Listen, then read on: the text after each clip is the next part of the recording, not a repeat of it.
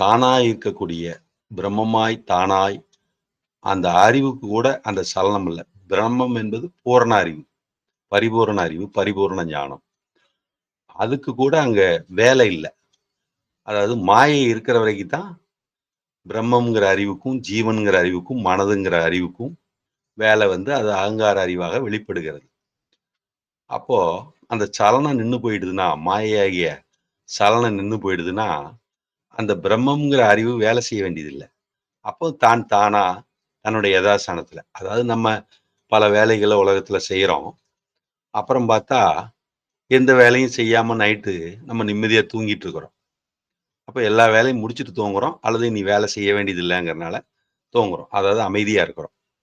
அந்த மாதிரி நமக்கு எல்லா ஞானம் தெளிவெல்லாம் உண்டு. ஆனா நம்ம அறிவெல்லாம் செயல்படுத்தாம பேசாம தூங்குறோம்ல. அப்ப எப்படி இருக்கிறோம்? நம்ம ஆனந்தமா நிம்மதியா இருக்கிறோம். அதுதான் நிலைமை. அப்ப அந்த ஆனந்தமா நிம்மதியா இருக்கிறது தான் யதாஸ்தான நிலைமை. அப்போ அந்த நிலைமையில தான் எப்போதும் நம்ம இருந்திருக்கிறோம். அந்த மறுபடியும் அதே நிலைமையில தான் பிரம்மம். அப்போ பிரம்மம்ங்கிற அறிவு சலனப்பட வேண்டியது இல்லைங்கிற ஒரு கருத்து. அப்போ மாயை இருக்கிற வரைக்கும் தான் அந்த பிரம்மம்ங்கிற அறிவு சலனப்படுகிறது. அதனால அது கீழாக இறங்கி கொஞ்சம் கொஞ்சமா அந்த சலனத்தின் காரணமாக ஜீவ அறிவு, மன அறிவு, அகங்கார அறிவுன்னு கீழ் நீக்கி இறங்கி வந்திருக்கு. அதனால அந்த சலனம் மாயைங்கிற சலனம் இல்லான உடனே அது தான் தானா இருக்கிற அந்த ஒரு பக்குவத்துக்கு வந்து சேர்ந்துருச்சு. அப்ப நம்ம அப்படித்தான் அதை பார்க்க வேண்டியதா இருக்கு. அதனால இப்போ இந்த நிலைமைக்கு நம்ம வருவதற்கு அது இந்த யோகா அபியாசம், அதாவது சித்த வித்தை பயிற்சி சரியா செய்து வர்றோம். அப்ப சரியா செய்து வரும்போது அது சாமி அது எப்படி வருதுன்னா, இந்த ஒரு 6 ஆதார அனுபவங்கள்ங்கிறதுக்கு சாமிக்கு ஒரு கேள்வி வருது. அப்ப அதுக்கும் விளக்கம் சொல்லணும் அப்படின்னும் 22வது அத்தியாயத்துல சொல்றாரு. 21வது அத்தியாயத்துல வந்து பிரம்மாம்ஸ்மி, அகம் பிரம்மாம்ஸ்மி, பிரஜானம் பிரமம், பிரம்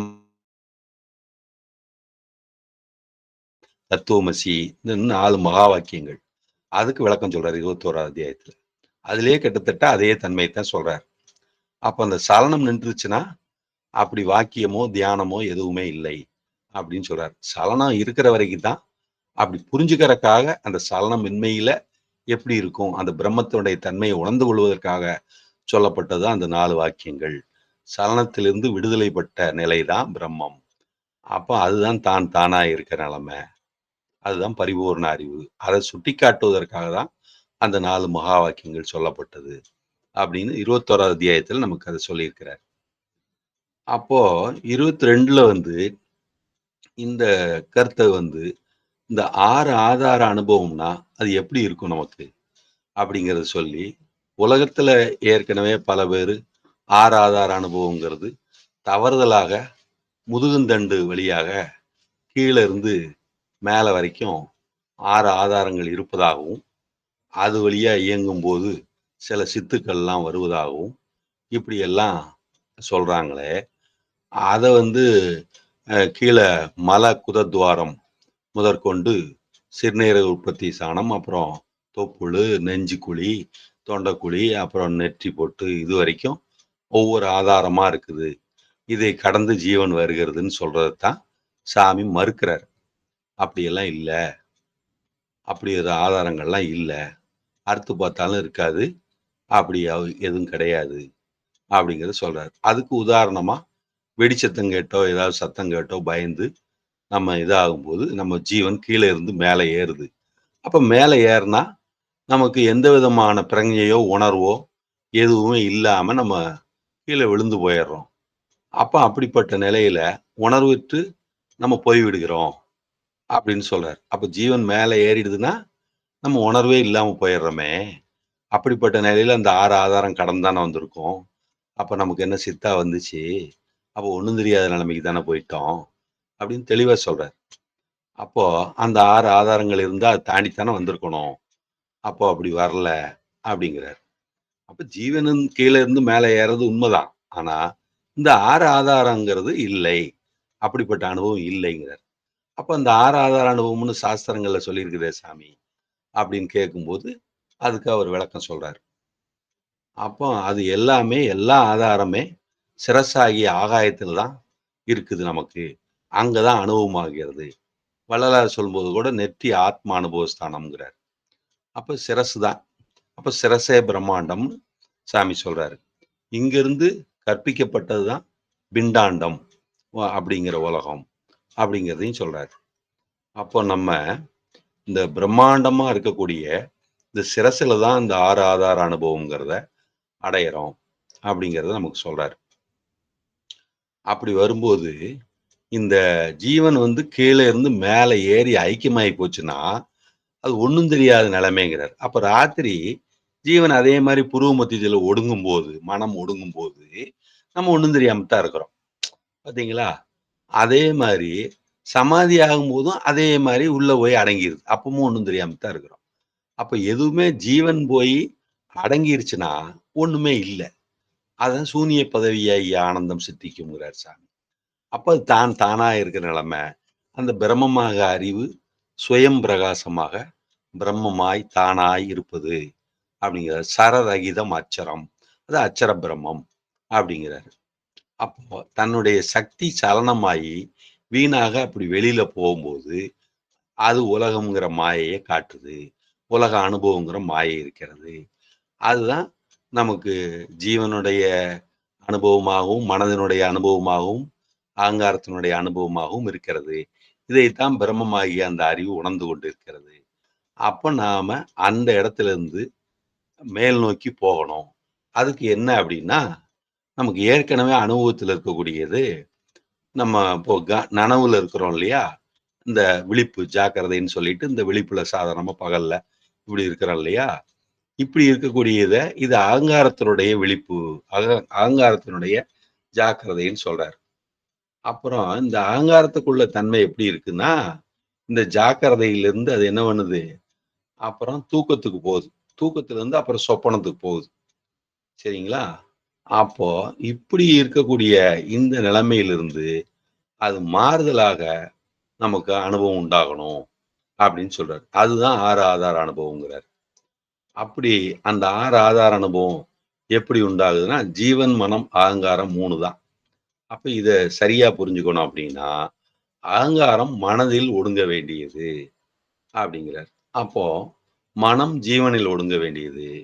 ஜீவன் தன்னை ஈஸ்வரனாகிய சிவன், பிரம்மமாகிய தான் என்பதை உணர்ந்து கொள்ள வேண்டியது. அப்படிங்கிறது தான் அது. அதுதான் ஜீவ ஜாக்கிரதை அப்படின்னு சொல்லப்போகுது. ஜீவ சிவோகம் நிலைமை, ஜீவேஸ்வரோர் ஐக்கியம் அப்படின்னு சொல்லக்கூடிய நிலைமையா அது சொல்லப்படுது. இப்போ நான் ஏற்கனவே அத கொஞ்சம் ஒரு இடத்துல சொல்லியிருப்பேன். இப்பவும் அத சொல்றேன். ஏன்னா, அந்த அனுபவம் வந்து எல்லாருக்கும் ஏற்படக்கூடியது தான். அதாவது சாதாரணமா தூக்கம் தேவையான அளவுக்கு தூங்கிட்டோம்னா, அதுக்கப்புறம் நீங்க தூங்க முடியாது. ஆனா, நம்மளுடைய இயல்பே வந்து உள்ள இருக்கிறது ஆனந்தத்துல சொக்கி இருக்கிறதுனால, நீங்க நிஷ்டைன்னு ஒண்ணு பண்ணிட்டீங்கன்னா, நிஷ்டை மறுபடியும் தொடரட்டும்னு உள்ள இருந்துட்டே அந்த கவனத்திலிருந்து வெளியில வராம, மறுபடியும் நிஷ்டை போகட்டும்னு நெனச்சீங்கன்னா, தாராளமா நிஷ்டை மறுபடியும் கன்டின்யூ ஆகும். தொடரும். அதான் சாதாரண தூக்கத்திற்கும், நிஷ்டைக்கு உள்ள வித்தியாசம். அப்போ அந்த நிஷ்டை அதாவது நீங்க சாதாரணமா வித்தை செய்யும்போது ஒரு சாந்தி அனுபவப்படுகிறது. அந்த சாந்தி அனுபவப்படுவதற்கு 2 கண்ணும் பார்வையும் அசையாமல் புருவ மத்தியில் நின்று நெற்றி ஆத்ம அனுபவஸ்தானத்தில் என்ன நடக்கிறது என்று புருவ மத்தியில் கவனித்து பார்க்க வேண்டும். நெற்றிக்கண்ணிலே உணர்வை குவித்து பார்க்க வேண்டும்னு என்ன நடக்குதுன்னு கவனிங்கங்கிறார். அதுதான் சாதாரண சுவாசத்துல இருந்து கவனிக்க சொல்றார். அதுதான் சாந்தி எடுக்கிறது. அப்படியே அப்படி எடுத்துட்டு இருக்கும்போது அது அப்படியே நிஷ்டை ஆவாறதுக்கு வாய்ப்பு இருக்குது. அப்போ இன்னொரு வகையில என்ன சொல்றாரு, நம்ம தூங்கிட்டு இருக்கும்போது சரியான கதி நடக்குது. அதுதான் சமீரன் கதிங்கிறார். அதாவது அதுல எந்த விதமான சிந்தனையும், எண்ணமும் இல்லாம, கனவு எதுவும் இல்லாம, சரியா அந்த உள் சுவாசமா நடக்கக்கூடியதையே சமீரன் கதின்னு சொல்றாரு. அப்போ ஈஸ்வரனாய், நிஷ்களங்கமாய், தானாய், பிரம்மமாய், அதாவது சுத்தமான ஆத்மாவாய் இருந்தது அப்படிங்கிறார். அப்ப பரிசுத்த ஆத்மாவாய் அப்படிங்கிறார். அப்ப நிர்விகல்பமாய் அங்க நிஷ்கலங்கமாய் இருந்தது அப்படின்னு சொல்றார். அப்ப பரிசுத்த நிலையைத்தான் அவர் சொல்றார். இந்த களங்கம்னா என்ன? இந்த மனதினால ஏற்பட்ட அகங்காரத்தினால ஏற்பட்ட அகங்காரம் தான் படைக்குது. அகங்காரத்துக்கு தான் இது அது இதுங்கிற நானா விதமான விசாரணைய ஸ்தாபிக்கிற சக்தி இருக்கு. ஸ்தாபகம் பண்ற சக்தி இருக்கு. இப்படி நிலைநிறுத்தணும் அப்படிங்கிறது வெளியில இந்த மரத்தை இப்படி செதுக்கிருவோம். இப்படி நேரா வச்சிருவோம், வளைச்சு வச்சிருவோம். இப்படின்னு பண்ணக்கூடியதுல அந்த அகங்காரத்துக்கு தான் அது இருக்குது. அப்ப இப்படிப்பட்ட இந்த விவகாரங்கள்லாம் அங்க இல்லாம போயிருக்கு. அப்படிப்பட்ட நிலையில அந்த நிஷ்கலங்கமா இருக்கும்போது கிடைக்கிறது தான் சரியான கதி, சமீரன் கதி. அதைத்தான் நமக்கு விழித்திருக்கும் போது கிடைக்கணும் அப்படின்னு சொல்றாரு. அப்ப அப்படிப்பட்ட நிலை கிடைக்க கிடைக்க உங்களுக்கு கொஞ்சம் கொஞ்சமா பக்குவம் வரும்போது, இப்போ உதாரணத்துக்கு குழந்தைகள்லாம் பகல்ல நல்லா விளையாடிட்டு இருக்கும். ஆனா சாயந்தரமான நேரம் ஆச்சுனாலே அதுக்கு சாப்பாடு கொடுத்தோம்னா உடனே தூங்குறதுக்கு ரெடி ஆயிரும். 7 மணிக்கு 7:15க்கு தூங்குற குழந்தை கூட இருக்குது. அப்ப நாம வலுக்கட்டாயமா செல்ல பார்த்துட்டு இதைய பார்த்துட்டு முழிச்சுட்டு இருக்கிறோம். ஆனா இயற்கையிலேயே அந்த சூரியன் அஸ்தமனமாகி கொஞ்ச நேரத்துல இயற்கையான முறையில தூக்கத்துக்கு தான் போகும். அதான் இயற்கை. சரிங்களா? அப்போ அந்த மாரி அந்த குழந்தைகள் எப்படி அந்த வெளி விவகாரங்கள்லாம் விட்ட உடனே உள்ள தூங்கிருது. அப்ப அதுக்கு முதல்ல அந்த தூக்கம் வரல. விளையாடிட்டு இருக்குது 6, 6:30 மணிக்கெல்லாம் 5 மணிக்கெல்லாம் பார்த்தா நல்லா விளையாடுது. மாலை முழுவதும் விளையாட்டுன்னு பாரதியார் சொன்ன மாரி விளையாடுது. அப்பல்லாம் அந்த தூக்கத்த பத்தின சிந்தனையும் தூக்கம் வருங்கிறதுக்கு எந்த அடையாளமும் இல்ல. அப்புறம் 7 மணிக்கு வந்து சாப்பிடுங்கப்பா அப்படின்னு சொன்ன உடனே, சாப்பிட்டு கொஞ்ச நேரத்திலேயே, சரி எனக்கு தூக்கம் வருதுப்பா நான் தூங்குறேன் அப்படின்னு போறாங்க குழந்தைங்க. அப்புறம் எப்படி இது? அப்போ அந்தந்த கட்டம் வரும்போது, அந்தந்த காலகட்டம் வரும்போது, அதாவது அந்தந்த பக்குவம் வரும்போது, நம்ம சமீரன் கதி பண்ணிக்கிட்டே இருக்கும்போது, அந்த அவஸ்தை மாறும். அந்த பக்குவம் உடலும், மனதும் எல்லாமே பக்குவம் அடையும். பக்குவம் அடையும்போது நிஷ்டை கூடும். அப்ப இந்த நிஷ்டை அபிவிருத்தி பண்ணிக்கிட்டே போனா, அத சரியா நிஷ்டைய சரியா புரிதல்ல கொண்டு போயிட்டே இருந்தா, இந்த உணர்வு இந்த மனதுக்கு சரியான புரிதல் உண்டாகி, அதுவே உங்கள உள்முகமா போறதுக்கு, அந்த ஆனந்தத்தில் ருசி கண்ட பூனை புரிதாவும்னு அந்த ஆனந்தத்துக்கு உங்கள மெல்ல மெல்ல அழைச்சிட்டு போகும். அப்ப அழகா நீங்க அந்த நிஷ்டையில இருக்கிற இயல்பான இன்பத்த அனுபவிச்சு, அந்த மூளையும், அறிவும் உங்களுக்கு உலகியல் விஷயத்துக்கும், ஞான விஷயத்துக்கும் சேர்ந்து மகிழ்ச்சியும், ஆனந்தமும் தரத்தக்க விதத்திலே எல்லா விதமான ஆற்றல்களும் உயர்ந்த நிலையாக மாறி அமையும். இது படிப்படியா நடக்கக்கூடியது. அதனால தான் சாமி சொல்றாரு, 3 நாள்லயும் கிடைக்கலாம், 30 நாள்லயும் கிடைக்கலாம், 3 வருஷத்துலயும் கிடைக்கலாம், 30 வருஷத்துலயும் கிடைக்கலாம், 300 வருஷம் ஆயும் கிடைக்காமலும் இருக்கலாம் அப்படிங்கிறாரு. அப்ப நாம நம்முடைய சிரத்தை, முயற்சி, ஈடுபாடு, நம்பிக்கை, விசுவாசம், அந்த பக்தி உணர்வோட செய்யக்கூடியது எல்லாத்தையும் சார்ந்து தூய நடவடிக்கையா இருக்கிறது.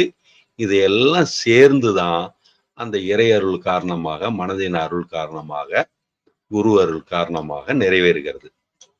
அப்ப நம்ம சரியா எந்த அளவுக்கு பண்றோங்கிறது தான் நம்ம வேலை. அப்ப எப்ப நடக்கணும், எப்படி நடக்கணுங்கிறது இயல்பு. அதுதான் சாமி நீங்க சமாதிக்கு முயற்சி பண்ணுங்கன்னு சொல்லவே இல்ல. அவர் என்ன சொல்றாரு, அப்படி அதுக்கு ஒரு கட்டம் வரும்போது, இயற்கையிலேயே உங்களுக்கு மரண காலம் வரும்போது வேண்டிய கதி இந்த கதி.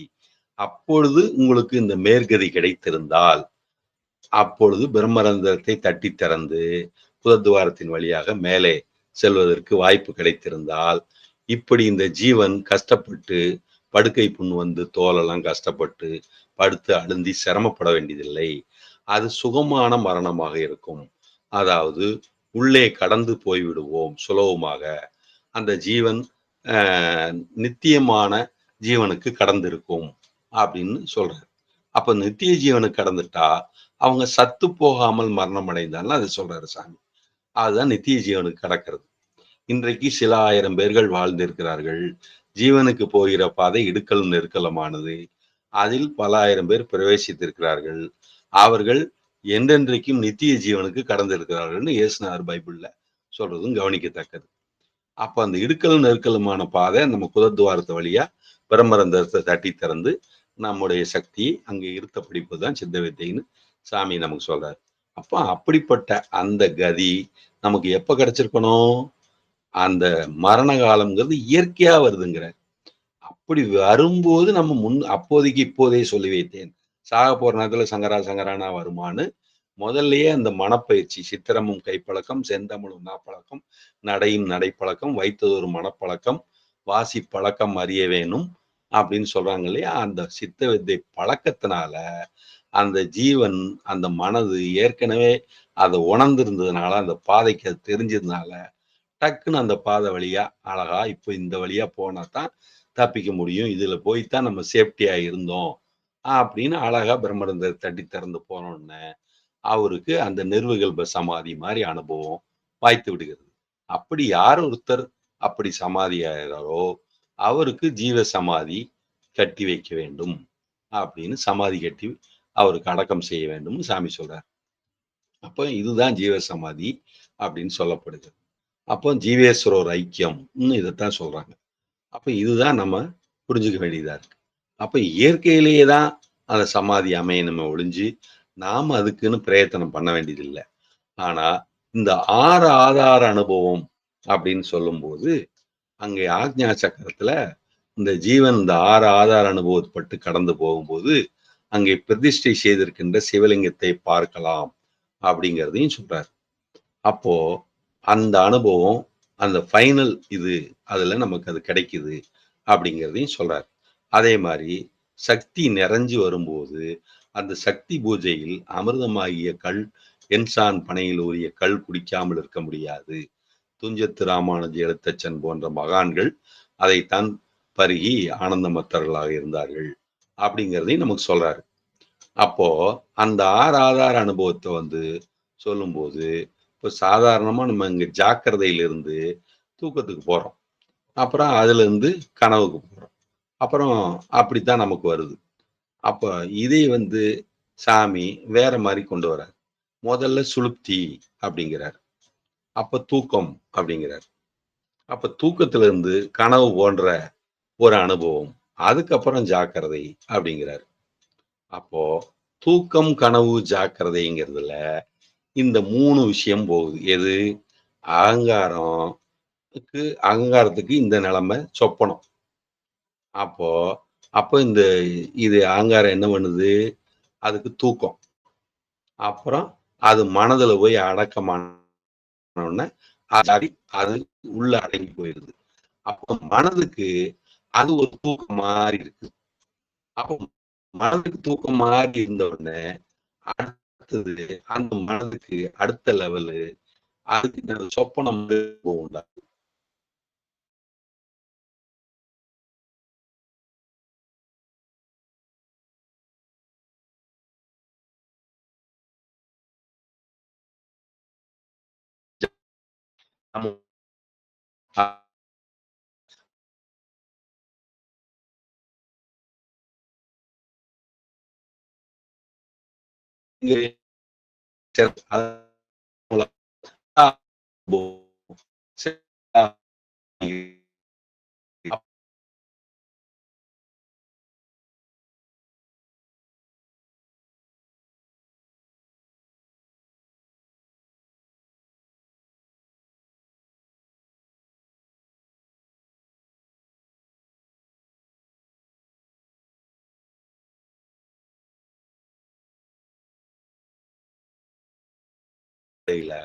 அப்போ நமக்கு அகங்காரம் தமிழும் மனதும் வேற இல்லை. ஏன்னா அங்கிருந்து வந்தது தானே, அதுல ஐக்கியப்பட்டு போய் அப்புறம் அப்படியே அந்த மனதாகப்பட்டது தூக்கம் மாதிரி ஒரு நிலைமைக்கு போகுது. அப்ப அதுக்கு ஒண்ணும் பிரமதை மாதிரி தட்டுப்படுது. அப்புறம் கொஞ்ச நேரத்துல கொஞ்சம் சில ஒரு வீட்டுக்குள்ள இருந்து அந்த மாதிரி இருக்கும்போது கொஞ்சம் அதுக்கு அடுத்ததாக இருக்கக்கூடிய ஜீவனை டச் பண்ணக்கூடிய அந்த நிலைமை அதுக்கு உண்டாகுது. என்ன? அப்போ ஜீவனை டச் பண்ற மாதிரி வரும்போது அது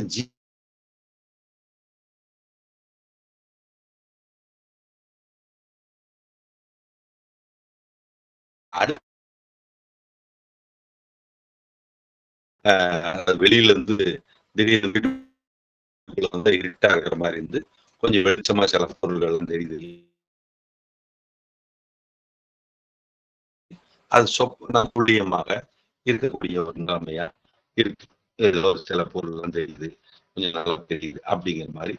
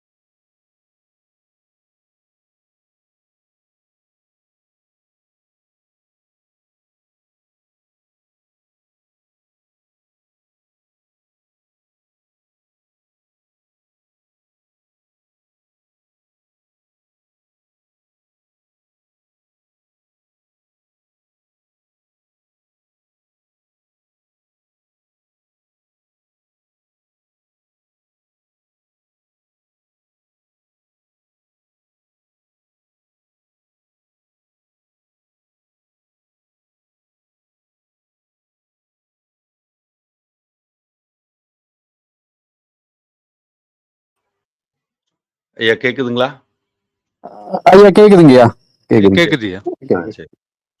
அனைவருக்கும் ஆத்ம நமஸ்காரம். இடையில கொஞ்சம் 5 நிமிஷம் கட் ஆயிருக்கும்னு நினைக்கிறேன். அப்போ இங்க டவர் கொஞ்சம் கிராமமா இருக்கனால சரியா வர்றதில்லை, அதான். சரி, பரவாயில்ல. அப்போ இந்த அகங்காரம்ங்கிறது தன்னுடைய மூல ஆதாரமாகிய மனதுல போய் சேரணும். அப்போ மனது எங்க இருக்குது? புருவ மத்தியில இருக்குது. அப்ப அதுவும் அங்கதான் போய் சேர வேண்டியதா இருக்குது. என்ன? அப்போ அந்த மனதோட மூலம் என்னது? அது ஜீவன். அப்ப அதுல போய் அது சேரணும். சரி, அப்புறம் ஜீவன் எங்க இருந்து வந்தது? ஈஸ்வர தன்மையாகிய பிரம்மத்தன்மையிலிருந்து வந்தது. அப்ப அது அங்க போய் தன்னுடைய நிலைமை உணரணும். இதுதான் இதோட நிலைமை. அப்போ மூல ஆதாரங்கிற அனுபவம் பூரா எங்க உண்டாகுது? சிரசுல தான் உண்டாகுதுன்னு சாமி சொல்றாரு. அப்போ இந்த அகங்காரமாகப்பட்டது கொஞ்சம் போய் அதுக்கு முதல்ல இருக்கும்போது அது என்ன ஆகுது அப்படின்னா, இந்த ஜாக்கிரதைங்கிற நிலையில வெளியில இருக்குதுல்ல, இப்படிப்பட்ட நிலைமை அதுல இல்லை. அதுக்கு முதல்ல சுளுப்தி மாதிரி தான் உண்டாகுது. ஒண்ணும் தெரியாத ஒரு இருட்டு மாதிரி அப்படிங்கிற மாதிரி, எதுவுமே தெரியல அப்படின்னு இங்க நிலைமை தான். அகங்காரம் வந்து மனதில் ஒடுங்கும் போது ஒன்றும் இல்லாம இருக்குது. ஏன்னா இந்த வெளி விவகாரம் பூரம் போச்சே, அதனால அந்த ஸ்தாபிக்கிற ஒரு தன்மை இல்லையே. எதையாவது குப்பை வளைக்கிறது, இழுக்கிறது, நிறுத்துறதுங்க மாதிரி ஐம்புல அனுபவம்னு இல்லையா? ஐம்புலன் வழியா அதான் அகங்காரம் தானே செயல்பட்டு புரிஞ்சுக்குது. இப்ப அது நமக்கு இல்லையா? அதனால அப்படி நம்ம அதை புரிஞ்சுக்கிறோம். அதனால அது ஒண்ணுமே இல்லாம, அது ஒண்ணும் இல்லாத வேலையா அது அகங்காரம் அப்படி போய் ஒடுங்குது. அப்படி மனதில் ஒடுங்கும்போது அது இருட்டு மாதிரி நிலைமை இருக்குது. அப்போ அந்த அனுபவம் இருக்கு. அப்புறம் அதுக்கப்புறம் அதுக்கு சொப்பனம் மாதிரி ஒரு அனுபவம் ஏற்பட்டு அதுலயும் ஒன்றும் சரியா புரிபடாம ஒரு திகைப்பு மாத்திரமா தான் இருக்குது. அப்புறம் அந்த மனதுக்கு அப்படிப்பட்ட அந்த அனுபவம் வரும்போது மனதுக்கு ஒரு என்ன உண்டாகுது? அதுக்கு முதல்ல ஒரு தூக்கம் மாதிரி ஒரு அனுபவம் உண்டாகுது. இப்படிப்பட்ட அகங்காரம் வந்து இதுல சேரும்போது அப்ப தூக்கம் மாதிரி அனுபவம் ஏற்பட்டு அப்புறம் அது சொப்பனம் மாதிரி என்னமோ வித்தியாசமா நம்ம மூலஸ்தானத்துக்கு போற மாதிரி ஒரு இது ஏற்படுது அப்படிங்கிற உணர்வு ஒரு லேச கனவு போல ஒரு அனுபவமா அதுக்கு உண்டாகுது. அப்புறம் அதுக்கப்புறம் அதுக்கு மனதுக்கு ஜாக்கிரதை உண்டாகுது. அப்ப மனது ஜாக்கிரதையாகி நம்மளோட யதாஸ்தானம் மூலாதாரம் இதுதான், மனசு தான் நமக்கு வந்து இருக்கிறோம். நம்ம மனசு வந்து இப்ப ஜீவன் தான் நம்மளோட இடம் அப்படின்னு அதுல ஐக்கியப்பட போகுது. அப்படி ஐக்கியப்பட போகும்போது ஜீவனுக்கு அது சொப்பனம் மாதிரி இருக்கு. அப்பத்தான் ஒரு இருட்டுல இருந்து அது வெளியில இருந்து நம்ம வீட்டுக்குள்ள வந்தோன்னா ஒரு இருட்டா இருக்கும். கொஞ்ச நேரத்துல கொஞ்சம் லேசா அப்படி வெளிச்சம் தெரிய ஆரம்பிச்சு வீட்டுக்குள்ள இருக்கிற பொருள் கொஞ்சம் கொஞ்சமா தெரியும். அதுதான் மணிப்பூரகம், மனது பூரணமாக நிறைகிறது அப்படின்னு. அது சொப்பன துல்லியமா அனுபவம் மாதிரி யாருக்கு இருக்குதுன்னா ஜீவனுக்கு இருக்குது. அதாவது சுளுப்தியா இருந்த ஜீவனுக்கு இப்போ அது சொப்பன துல்லிய அனுபவமாக வந்துடுது. அப்போ ஜீவனுக்கு முதல்ல ஒண்ணும் தெரியாத மாதிரி மனது வந்த உடனே அது ஒண்ணும் தெரியாத மாதிரி திகைப்பா இருந்தது. இப்போ சொப்பன துல்லிய மாதிரி ஒரு அனுபவம். அங்க இருக்கிற வீட்டுக்குள்ள இருக்கிற பொருள் எல்லாம் என்னதோ தெரியுது அப்படிங்கிற அளவுல அதுக்கு இருக்குது. கொஞ்சம் வெளிச்சம் இருக்குது. அதுதான் மணி பூரகமா நிறைஞ்சு இருக்கிறது அப்படின்னு இருந்து அனுபவமா இருக்குது. அப்போ அது ஜீவனுக்கு அது சொப்பனமா இருக்கு. சாரி, இந்த ஜீவனுக்கு சொப்பனமா இருக்கு. அப்ப ஜீவனுக்கு சொப்பனம் வந்ததுக்கு அப்புறம் அடுத்தது ஜீவனுக்கு ஜாக்கிரதை உண்டாகும். அப்புறம் கொஞ்ச நேரத்துல ஜீவன் ஈஸ்வர தன்மை தான் நம்மளுடைய மூலஸ்தானம் அப்படிங்கிறது தெரிஞ்சு ஜீவனுக்கு ஜாக்கிரதை வரும்போது அப்போ அது விசுத்தியாகிய அறிவு நிர்மலமாயித்தான் அதுக்கப்புறம் மேல வந்து சேருது. அதாவது அநாகதம், அநாகதத்துக்கு அப்புறம் விசுத்தி, விசுத்திக்கு அப்புறம் ஆக்ஞை அப்படின்னு வந்து சேருது. அப்புறம் இது படிப்படியா வந்து முதல்ல இருக்கக்கூடிய இடம் வந்து ஒரு தூக்கம் சுளுப்திங்கிற நிலைமை. அந்த சுளுப்திங்கிற நிலை வந்து சொப்பனம். சொப்பனத்துக்கு அப்புறம் ஜாக்கிரதை. இந்த 3 இந்த ஜீவன் மனம் அகங்காரம் 3க்கும் அதே மாதிரி உண்டாகுது. அப்படி உண்டாகிறது தான் மூலாதாரம், சுவாதிஷ்டானம், மணிப்பூரகம், அநாகதம், விசுத்தி, ஆக்ஞைன்னு சொல்லும்போது விசுத்தியில அந்த சப்தம் எல்லாம் ஒடுங்கிறது அநாகதத்துல. அப்புறம் விசுத்தியில அறிவு நிர்மலமாகிறது. ஆக்ஞால அறிவு பிரகாசிச்சு தன்னுடைய தனித்தன்மையை தானே அறியக்கூடிய தெள்ள தெளிந்தா இருக்கு சீவனே சிவலிங்கம் அப்படிங்கிறது தன்னுடைய யதாஸ்தானத்துக்கு வந்து சேருது. இதுதான் சாமி சொல்ற ஆற ஆதார அனுபவமாக நமக்கு சொல்லப்படுது. கரெக்டா 8:47 ஆச்சு. கிட்டத்தட்ட நாமளும் ஓரளவுக்கு சரியா அதை கொண்டு வந்துட்டோம். இப்படிப்பட்ட இந்த அனுபவம் உண்டாகிறது தான் ஒரு சாதகன் தனக்குத்தானே தன்னுடைய பிரகாசத்தை தனக்குள்ளே அனுபவிப்பது அப்படிங்கிறது வருது. சரியா? அதனால இன்னைக்கு இந்த 6 ஆதார அனுபவத்தை சொன்னாங்க. புஸ்தகத்தை நான் பக்கத்துல வச்சிருக்கிறேன். ஆனா அதை பார்த்து சொல்லாம கவனத்துல இருந்தே சொல்லுவோம். அதான் நல்லா இருக்கும் அப்படின்ட்டு. அது படிச்சு சொன்னா அவன் அந்த பாலசுப்ரமணியாவோ இல்ல ரமேஷ் ஐயாவோ படிக்கும்போது அதை பார்த்து கரெக்டா சொல்லுவாங்க. அதுலயும் நீங்க ஏதாவது கரெக்ஷன் பண்ணதா இருந்தா இதுல ஏதாவது வித்தியாசமா சொல்லியிருந்தாலும் நீங்கள் அதை சரி பார்த்துக்கலாம். நூல்லையும் இருக்கு. நீங்க 22ஆம் தேதியில படிச்சு பார்த்துக்கலாம். அதனால இந்த அளவுல இன்னைக்கு 11வது நாள் 6 ஆதார அனுபவமா சிறப்பாக நடைபெற்றிருக்கிறது. அதனால இன்னைக்கு அமாவாசையில அம்மாவாசியை பத்தி சரியா தெரிஞ்சிருக்கோம். அந்த வாசியை பத்தி தெரிஞ்சிருக்கிறோம். வாசி உள்ளில் அடங்கக்கூடிய நாள் தான் அமாவாசை. சரிங்களா? அந்த சக்தி வந்து சலனம் இல்லாம நிக்கிறனால தான் அமாவாசை. அதனால பௌர்ணமி கூட சக்தி நிறைஞ்சு காணப்படும். ஆனா இதுல வந்து இப்படி இருக்குது. உதாரணத்திற்கு பெண்கள் இருக்காங்க இல்லையா? அவங்களுக்கு அந்த பௌர்ணமி பக்கமா இருக்கும்போது ரொம்ப பலகீனமா இறந்து போகக்கூடிய நிலையில இருக்கிறவங்க பௌர்ணமி வந்தா இறந்து போறாங்க. ஏன்னா அவங்களுக்கு சக்தி வெளியில வியாபிக்கக்கூடிய தன்மை. அதுதான் அவங்க அப்படி சொல்றாங்க. அனுபவம் அப்படிதான் இருக்குது. அதே மாதிரி ஆண்கள் வந்து இந்த மாதிரி அமாவாசை நெருக்கத்துல பலகீனமா இறந்து போகக்கூடிய கண்டிஷன் இருந்தாருன்னா அவங்க அமாவாசை வரும்போது இறந்துடுறாங்க.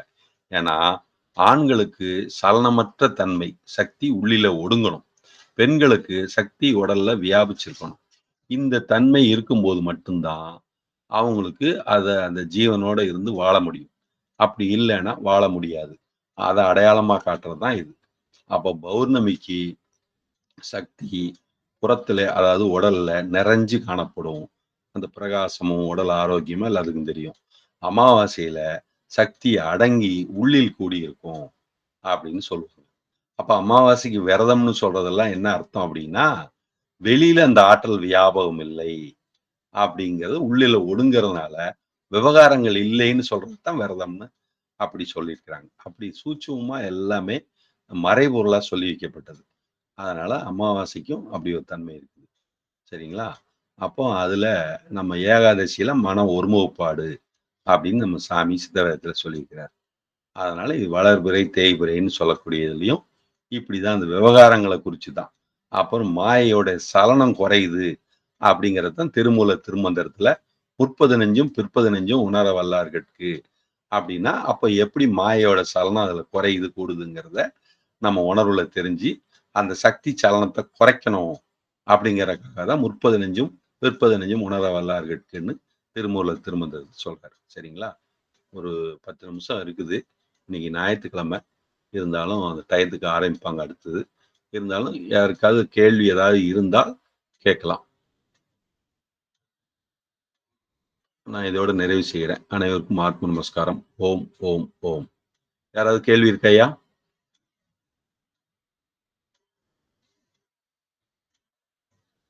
ஒருத்தர் கேள்வி இல்லையாட்டு இருக்குது.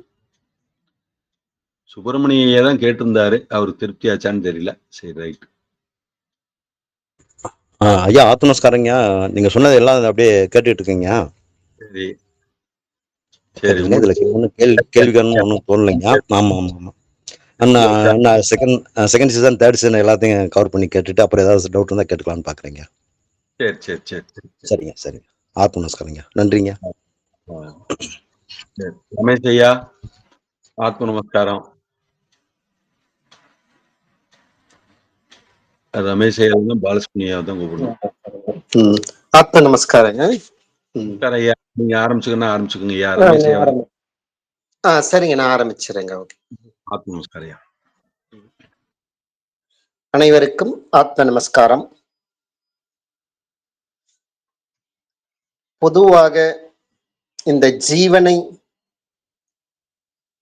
அது அதனுடைய பயணத்தின் பொழுது தன்னை அறியாமல் அகங்காரம் என்கின்ற ஒரு நிலையில் மாட்டிக்கொண்டு அந்த மாயா சமுத்திரத்துல தொடர்ந்து சிக்கிக்கொண்டே இருக்கிறது.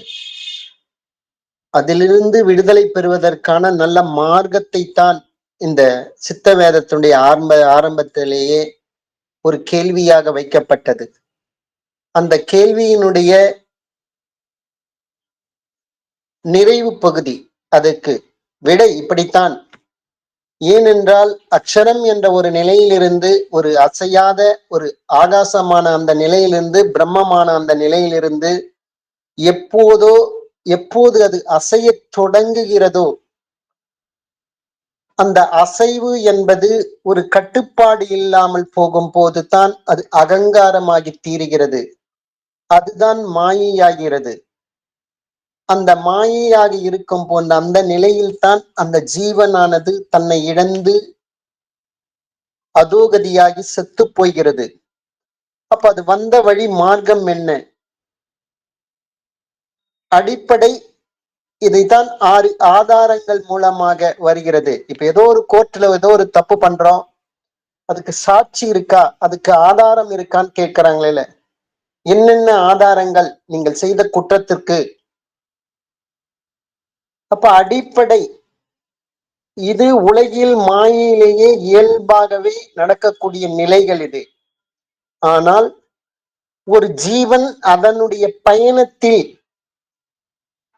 அக்ஷரம் என்ற ஒரு நிலையிலிருந்து அந்த நித்தியம் என்ற ஒரு நிலையிலிருந்து அனித்தியமான அந்த அசத்துடன் சேர்ந்து அது பயணிக்கும் பொழுது இந்த 6 ஆதாரங்களை கடந்து தான் அது மாயையான உலகத்துல அது வெளியில் வியாபித்து அந்த ஜீவன் எப்படி தன்னை விடுவித்துக் கொள்வது என்பது அந்த அறியாமல் மாட்டிக்கொள்கிறது. இப்ப இதுக்கு நடைமுறை அனுபவம், இது எந்த வழியாக வந்தது? அந்த வழியாகவே அந்த ஜீவன் தன்னைத்தானே சரிப்படுத்திக் கொண்டு திரும்பி செல்ல வேண்டும். அந்த ஜீவனானது இந்த மனதையும் அகங்காரத்தையும் எப்படி உபயோகப்படுத்துவது என்று தெரியாமல் அறியாமல் அந்த கட்டங்களை கடந்து இந்த 6 ஆதாரங்களை கடந்து வந்ததால் தான், ஒரு விழிப்பு நிலை இல்லாமல் அது கடந்து வந்ததால் தான் அது மாயையில மாட்டிக்கிச்சு. அப்ப அதே விழிப்பு நிலையில் வந்த வழியே அந்த ஜீவன் திரும்பி செல்ல வேண்டும். அதற்குத்தான் இந்த 3 நிலைமைகள். ஒரு ஜீவன், மனம், அகங்காரம் என்ற இந்த 3க்குமே இந்த 3 நிலைகள் ஜாக்கிரதை, சுழுத்தி, சொப்பனம். அப்ப 3 × 3 9 ஆகிறது. அப்ப அகங்காரத்துக்கும் இந்த 3 நிலைகள், மனதுக்கும் இந்த 3 நிலைகள், ஜீவனுக்கும் இது 3 நிலைகள். ஆனால் அகங்காரத்தினுடைய அந்த 3 நிலைகள் ஃபுல்லாவே அது வெளியில் சம்பந்தப்பட்ட விஷயமாகத்தான் இருக்கிறது. எப்போது அந்த ஜீவன் வெளியில் சம்பந்தப்பட்டு அது மாயையில அது மாட்டிட்டு இருக்கிறதோ, உச்சகட்ட அது மாயையில் மாட்டிட்டு இருக்கிறதோ, அது எப்போதுமே அது உண்மைத்தன்மைக்கு எதிராகத்தான் இருக்கும், புறம்பாகத்தான் இருக்கும். காரணம் என்ன? இந்த அகங்காரமானது தான் உற்பத்தியான அந்த மனதிற்கும் அந்த மனம் உற்பத்தியான அந்த ஜீவனுக்கும் நேர் விரோதமாக அது செயல்பட்டதால் தான். அப்ப அந்த ஜீவனுடைய கட்டுப்பாட்டுல இந்த இருக்க வேண்டிய இந்த மனமும் அகங்காரமும் அந்த உண்மைத்தன்மைக்கு புறம்பாக அகங்காரத்தினுடைய அந்த கட்டுப்பாட்டுல இந்த மனமும் ஜீவனும் ஆகிவிட்டது. அப்ப எல்லாமே அது உண்மைத்தன்மையாகத்தான், அது உண்மைத்தன்மைக்கு புறம்பாகத்தான் இருக்கும். இப்ப நான் ஜாக்கிரதை நான் சொல்லிட்டு இப்ப என்னுடைய இருக்கிறேன் ஜாக்கிரதை நிலைமையில நான் இப்ப இருக்கிறேன் அப்படின்னு நான் சொல்லறேன். நைட்டு தூங்க சொல்ல தூங்கிட்டு இருக்கேன்னு சொல்றேன். அப்ப கனவு வர சொல்ல கனவு வருதுன்னு சொல்றேன். ஆனா இதுமா உண்மையில நானுமே ஜாக்கிரதையா இருக்கிறேன்னு சொல்லிட்டு இது உண்மையா? இது அகங்காரத்தினுடைய இது விளைவு. இது ஜாக்கிரதை என்றால் என் ஜீவனை எனக்கு காப்பாத்த தெரியல, ஆனா நான் ஜாக்கிரதையில இருக்கிறேன்னு நான் சொல்றேன். அது எப்படி ஜாக்கிரதை?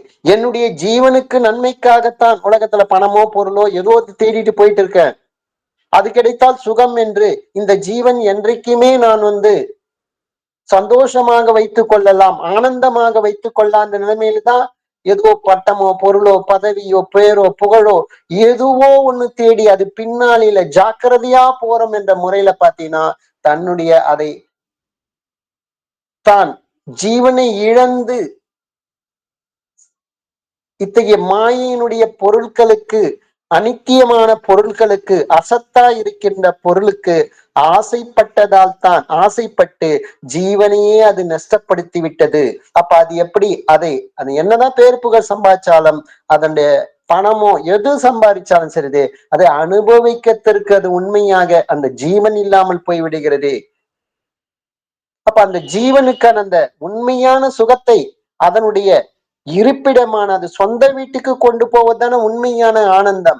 அதை அறியாமல் வெளியில் இருக்கக்கூடிய இந்த மாயினுடைய வெளியில் வியாபித்திருக்கக்கூடிய அத்தகைய அனித்தியமான வஸ்துக்களுக்கு அது ஆசைப்பட்டு அததான் அகங்காரத்தினுடைய ஜாக்கிரதை என்ற நிலைமையில் இருந்து கொண்டிருக்கின்றோம். இப்ப நாம் அது உண்மையில் அது ஜாக்கிரதை என்பது கிடையாது. அப்ப அந்த ஜாக்கிரதையில இருக்கிறோம் இப்போன்ற மாதிரி. இப்ப நான் பேசிட்டு இருக்கிறது இது பண்ணது ரொம்ப ஜாக்கிரதையா இருக்கிறதுதான்ப்பா, ரொம்ப ஜாக்கிரதையா இருப்பா, ஏன்னா ஒரு பயணம் பண்ணா கூட ரொம்ப ஜாக்கிரதையா போயிட்டு வாப்பா, நான் என்ன படிச்சேன்னா ரொம்ப ஜாக்கிரதையா படிப்பா அப்படின்ற மாதிரிதான் சொல்லிட்டு இருக்காங்க. அதெல்லாம் உண்மையான ஜாக்கிரதையா? அப்ப அந்த ஜாக்கிரதை நிலைமையிலிருந்து அப்ப தூக்கத்துக்கு போறோம். அப்புறம் அந்த தூக்கத்துக்கு அப்புறம் தான் நம்மளுக்கு சொப்பனம் கிடைக்கிறது. இதுதான் இத பற்றி தான் அந்த அகங்காரத்தினுடைய ஜாக்கிரதை தான் 7ஆம் அத்தியாயத்துல ஞானப்பிதா அதுக்கான விளக்கங்களை கொடுத்திருக்கிறது. ஆனால் உண்மையில் அப்படி இருக்கிறதா? உண்மையில உள்நோக்கிய பயணம் என்பது எப்பயுமே வெளிநோக்கிய பயணத்தினுடைய அந்த தன்மைக்கு நேர் விரோதமாகத்தான் இருக்கும், நேர் ஆப்போசிட்டாகத்தான் இருக்கும். காரணம், அந்த ஜீவன் பொறுத்தவரை அதனுடைய பயணத்தில் பாத்தீங்கன்னா அதனுடைய ஃபர்ஸ்ட் ஜாக்கிரதை என்ற நிலைமை அதில் இழந்து சொப்பன தூக்கமாகி தூக்கத்திலிருந்து கனவு நிலைக்கு வந்தது. அப்படிதான் நம்ம ஆரம்பிச்சிருக்கோம். அப்ப அதுதான் அது மனதினுடைய ஜாக்கிரதையா இருந்து அப்படியே ரிவேஸ் அப்படியே கீழ்த்து நோக்கி பயணம் செய்கிறது ஜீவன். அக்ஷரம் என்ற நிலையிலிருந்து சலனப்படும் போது வாயு ஆகுது, ஜீவன் ஆகிறது. அந்த ஜீவன் அது பயணப்படும் பொழுது அது முதல்ல ஜாக்கிரதையிலிருந்து கீழே இறங்கி தூக்கத்துக்கு போச்சு, தூக்கத்துல இருந்து கனவுக்கு போச்சு. அதுதான் பாத்தீங்கன்னா ஜீவன் தன்னை இழக்கிறதால இந்த நிலைமைக்கு வருது. அதே மாதிரிதான் அந்த மனமும் முதல்ல ஜாக்கிரதையில இருந்தது, அப்புறம் அதுவே தூக்கம் புத்துக்கு போச்சு, தூக்கத்துல இருந்து கனவுக்கு வந்துச்சு. அதே மாதிரிதான் அகங்காரமும் அதே ஃபார்மேட்ல தான் வந்தது. உங்களுக்கு ஃபர்ஸ்ட் ஜாக்கிரதையில இருந்தது, தூக்கத்துக்கு போச்சு, கனவுல போயிடுச்சு. ஏன்னா எல்லாமே அது ஜீவனை தன்னை இழக்கக்கூடிய, ஜீவனை அதோகதியான பாதையில் நம்ம வந்து உண்மையில ஜாக்கிரதை இல்லாத, ஜீவனை காப்பாத்த தெரியாத இருந்ததால அப்படியே ரிவேர்ஸ் ஆக வந்துடுச்சு. அததான் இப்ப பாத்தீங்கன்னா, இப்போ அது உண்மை, ஜீவனை காப்பாற்றிக் கொள்வது தான் அது உண்மையான ஜாக்கிரதை. அந்த ஜீவனிலிருந்து உற்பத்தியான அந்த மனதையும், அந்த மனதிலிருந்து உற்பத்தியான அந்த அகங்காரமும் அந்த ஜீவனுடைய ஜாக்கிரதையினுடைய அந்த கட்டுப்பாட்டில் ஒண்ணு வரும்போது மட்டும்தான் அந்த ஜீவனானது தன்னைத்தானே அது அறிந்து தானாய் தன்மயமாகி அது தீர முடியும். ஆனால் எப்போதெல்லாம் அது அகங்காரத்தினுடைய கட்டுப்பாட்டில் இருக்கிறதோ அப்போதெல்லாம் அந்த ஜீவனும் மனமும் அதோகதியாகி அந்த செத்து போகக்கூடிய நிலைமையை அது பெற்றுத்தரும். அப்ப எப்படி அந்த வழிநிலையில் நம்ம கீழே இறங்கி வந்தோமோ அதே மார்க்கமாக நம்ம ரிட்டர்ன் போய் சேர வேண்டும். அதுக்குத்தான் 6 ஆதாரங்கள் என்பது. அது வந்து உள்நிலையில நம்மளுக்கு தேவைப்படுது. வெளியினுடைய அகங்காரத்தினுடைய சொப்பனம் சுருதி ஜாக்கிரதை அதுலயும் ஒரு அவேர்னஸ் வந்து அந்த ஜீவனை வெளி பந்தங்களில் இருந்து அதை மீட்டெடுத்து, அகங்காரத்தின் ஏற்பட்ட அந்த பந்தத்தில் இருந்து அந்த ஜீவனை மீட்டெடுத்து மனதுல போய் லயிக்க செய்தது. அந்த மனதையும் சரியது அது உற்பத்தியான அந்த ஜீவனுக்கே ஒரு விசுவாசமாக ஆகி அந்த உற்பத்தியான அந்த ஜீவனத்திலேயே அது ஒடுங்க செய்து அந்த ஜீவனும் தான் உற்பத்தியான அந்த ஈஸ்வரனிடத்திலேயே கொண்டு சேர்க்கக்கூடிய நிலைமைகள் தான் அதற்கு ஒரு சாட்சியாக இருப்பது எதுன்னு பாத்தீங்கன்னா இந்த 6 ஆதாரங்கள் தான். அப்ப அந்த 6 ஆதாரங்கள் அப்படின்னா இப்ப அகங்காரத்துக்குரியது. ஃபர்ஸ்ட் அதை பார்த்தோம்னா எல்பாங்க போல நம்ம ஜாக்கிரதைன்னு இப்ப சொல்றோம், ஆனா அது உண்மையில இது ஜாக்கிரதை கிடையாது. இப்ப நான் பேசிட்டு இருக்கேன்னா இது ஜாக்கிரதை கிடையாது. இது உண்மையில அது கிடையாது. ஆனா அனுபவத்துல எனக்கு ஜாக்கிரதை மாதிரி இருக்கு. ஏன்னா என்னை அறியாமல் நான் வந்து இருக்கிறதால நான் தூக்கத்துல இருக்கேன். அப்ப இதில் கேட்பது, காண்பது, அறிவது போன்ற இந்த நிகழ்ச்சிகள் எல்லாமே எனக்கு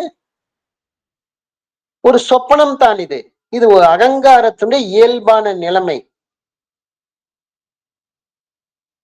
அப்ப உண்மையான நிலைமை எதுன்னு பாத்தீங்கன்னா சொப்பனம் சுழுத்தி ஜாக்கிரதை, ஜாக்கிரதை சுழுத்தி சொப்பனம். அப்ப ரெண்டுத்துக்கு நடுப்புற சுழுத்தி என்ற நிலைதான், தூக்கம் என்கிற நிலைதான் இருக்கிறது. அந்த உண்மையினுடைய அனுபவம். அப்ப பார்த்தீங்கன்னா உண்மையில் சொப்பனம் தான் அது முதலில் இருக்கிறது. அடுத்தது சுழுத்தி 2வது, 3வது தான் ஜாக்கிரதை என்ற நிலைமை. உண்மையில அப்படித்தான் வருகிறது, வர வேண்டும். ஏன்னா நம்ம வந்த வழி வந்து ஆப்போசிட்டா வந்தோம். ஏதோ ஒரு ஊருக்கு போறோம், சென்னையிலிருந்து ஒரு திருச்சி போறேன்னா கூட சரி. முதல்ல வரக்கூடியது தாமரம், அடுத்தது செங்கல்பட்டு, அடுத்தது திண்டிவனம், அடுத்தது விழுப்புரம்ன்ற மாதிரி இந்த ஆர்டர்ல தானே போறோம்.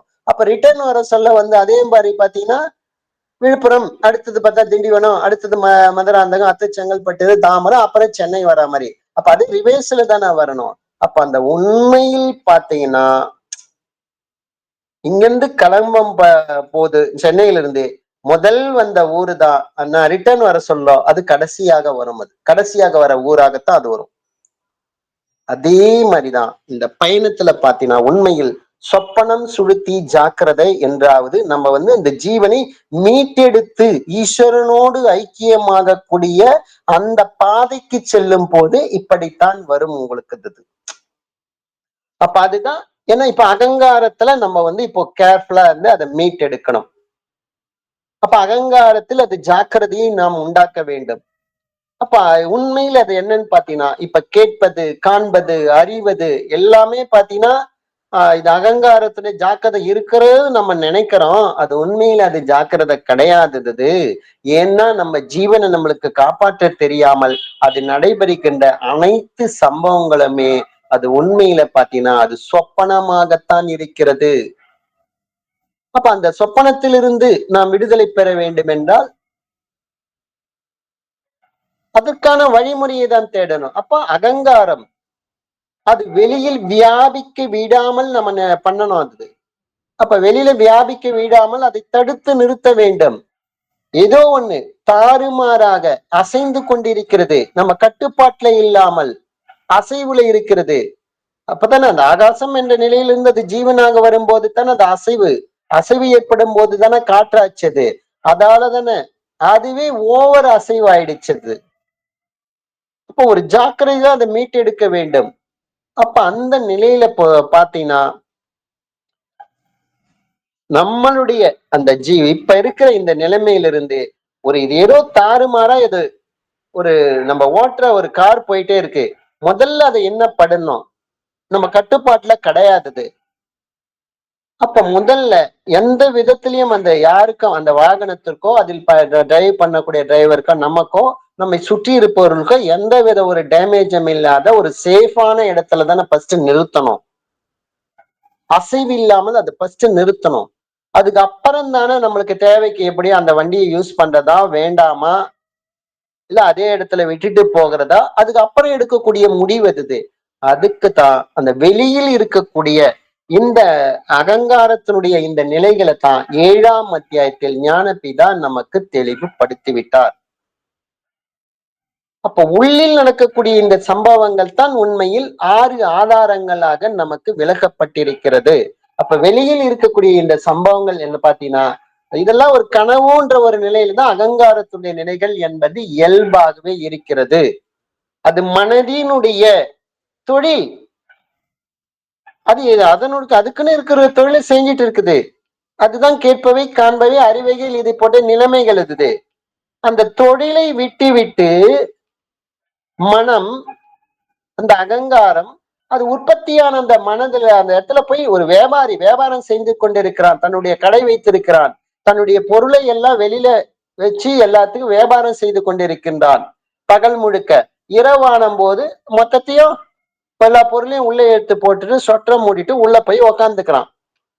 அப்ப அது மனம், அது தொழிலை விட்ட சமயம். இது அகங்காரத்துடைய ஜாக்கிரதை, சுத்தி, சொப்பனம் என்ற நிலையை பாத்தீங்கன்னா, நம்ம ஜாக்கிரதை என்று சொல்றது அது உண்மையில ஜாக்கிரதை கிடையாது. மனம் அதனுடைய தொழிலை செய்கிறது.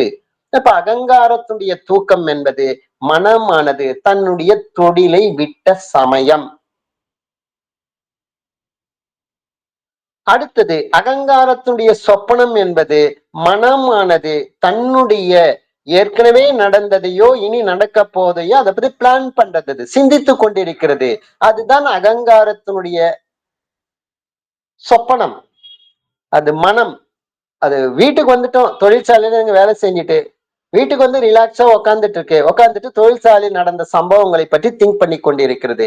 இது அகங்காரத்தினுடைய சொப்பனம் என்ற நிலை. இந்த மூன்றும் அப்படியே இது அகங்காரத்துக்குரிய வெளியில் நடக்கக்கூடிய நிகழ்வுகள். அகங்காரம் பிராணன் வெளியில் வியாபிக்கும் போது நடைபெறக்கூடிய அந்த நிகழ்வுகள்.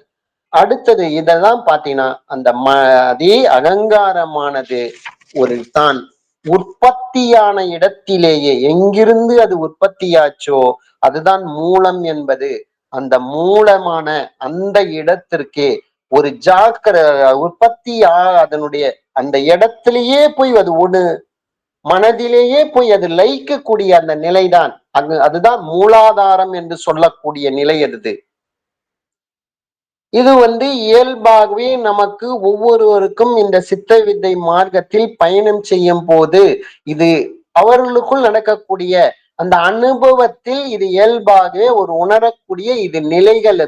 இப்ப தியானத்துல நம்ம எந்த நிலையில நம்ம இருக்கின்றோம் அதை அறிவதற்காக இந்த 6 ஆதாரங்களுடைய நிலை நமக்கு விளக்கப்பட்டிருக்கிறது. நம்ம நிஷ்டை எந்த அளவுக்கு நமக்குள்ள இது கை கூடியிருக்கிறது என்பதை நமக்கு நாமே தெரிந்து கொள்வதற்காக, அறிந்து கொள்வதற்காகத்தான் இந்த 6 ஆதாரங்களை பற்றி நமக்கு விளக்கம் கொடுக்கப்பட்டிருக்கிறது. அப்ப வெளியில் இருக்கக்கூடிய சம்பளம் அகங்காரத்துக்கு உரியவை. நம்மளுடைய தியானம் பொறுத்தவரை நமக்கு எப்பயுமே உள் சுவாசம் தான். அது உள்ளிலேயே தான் நம் மேலும் கீழே நடத்த வேண்டும். அப்ப அந்த நடத்தி அதனுடைய உற்பத்தியான இடத்திலேயே போய் அந்த லயிக்க வேண்டும். அந்த மனமோ அந்த ஜீவனோ போய் லயிக்க வேண்டும். வெளியில் இருப்பதெல்லாம் அகங்காரத்துக்குரியவை, அது நமக்கு தேவையில்லை. எப்ப நம்ம வெளி சுவாசத்தை நிறுத்திவிட்டு இந்த உள்ளுக்குள்ளேயே மேலும் கீழும் நாம் நடத்த வேண்டும் என்று முடிவு செய்துவிட்டு இந்த சித்த வித்தை பயணத்துக்கு நம்ம வந்துட்டோமே, இனி பொறுத்தவரை நாம் உள்ளில் தான் இந்த 6 ஆதாரங்களுடைய நாம் எந்த நிலையில நம்ம இருக்கிறோம் இந்த தியானத்தில், இன்னும் எவ்வளவு நாம் கடந்து செல்ல வேண்டிய இந்த பாதை என்பதை அவரவர்களுக்குள்ள அவரவர்கள் தெளிவுபடுத்திக் கொள்வதற்காகத்தான் இந்த 6 ஆதாரங்கள் நிலை என்பது விளக்கப்பட்டிருக்கிறது. இதை பற்றி தெளிவுபடுத்துகிறார் ஞானப்பிதா நமக்கு அது. ஆனால் உலகத்துல பொறுத்த வரைக்கும் பாத்தீங்கன்னா, ஏதோ மூலாதாரம் என்பது மலத்வாரத்துக்கு மேல இருக்கிறதோ, மணிப்பூரகம் என்பது மூத்திர துவாரத்துக்கு அடிப்பகுதியில் இருக்கிறதும், அப்புறம் தொப்புளுக்கு அடிப்பகுதியில இருக்கிறது மூலாதாரம், சுவாதிஷ்டானம், மணிப்பூரகன்றதும் அது மூத்திர துவாரத்துக்கு அடிப்பகுதியில் இருக்கிறது சுவாதிஷ்டானம் என்றும், இந்த மாதிரி பல விளக்கங்கள் முதுகு தண்டு வழியில் தான் இருக்கிறதுன்ற மாதிரி. நமக்கு பொறுத்தவரை இந்த கழுத்துக்கு கீழேனாலே பொதுவா பாத்தீங்கன்னாலே கழுத்துக்கு மேல் மாடி கீழ் மாடின்ற மாதிரி, அது கீழ்நோக்கி பயணம் எல்லாமே அந்த கழுத்துக்கு கீழே தொண்டைக்கு கீழே தான். அது நமக்கு தேவையில்லை. இனி நடப்பது நமக்கு கண்டத்துக்கு மேலதான் எல்லாமே நடக்க வேண்டியது. அப்ப இந்த 6 ஆதாரங்கள் இந்த கொடுக்கப்பட்டது எல்லாம் இது பூர்வ மத்தியத்தை அடிப்படையாக கொண்டதான். அதிலிருந்து நாம் ஆழமாக புரிந்து அறிந்து கொண்டு பயணம் செய்யக்கூடிய அந்த நிலைகள் தான் இந்த 6 ஆதாரங்கள் உண்மையில் அந்த பூர்வ மத்தியத்தில் தான் இருக்கிறது, அந்த சுழுமுனையில் தான் இருக்கிறது, அந்த ஆக்ஞாவில் தான் இருக்கிறது. அப்ப எல்லாமே அந்த இடத்துலதான் இருக்கிறது. அது எந்த அளவுக்கு நமக்கு நிஷ்டை கைவல்யம் பெறுகிறோமோ, அது எந்த அளவுக்கு உங்களுக்கு சகஜ நிலை வருகிறதோ, அந்த சகஜ நிலைக்கு நாம் வருவதற்கான அந்த வழிமுறையில் தான் இந்த 6 ஆதாரங்களாக நமக்கு அது விளக்கப்பட்டிருக்கிறது. அப்போ அந்த மனம், அந்த அகங்காரமானது எப்ப அது விழிப்பு பெற்று விட்டதோ, ஏன்னா அது விழிப்பு நிலை, நான் இல்லைன்ற சமயத்துல பார்த்தீங்கன்னா அதோகதி ஆயிடுது.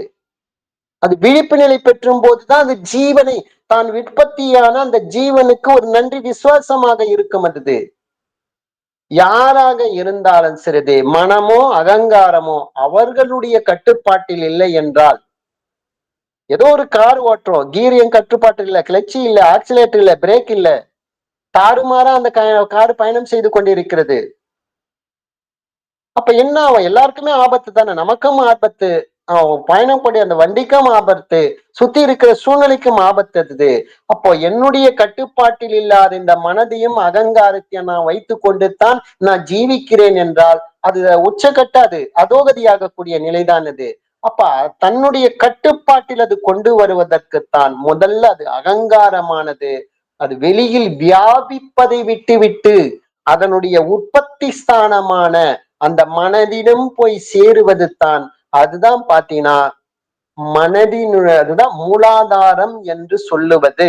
அந்த மூலாதாரம் தான் அது சேருது. அது பாத்தீங்கன்னா அதுதான் மனதுக்கு அது சொப்பனமாக இருக்கும்.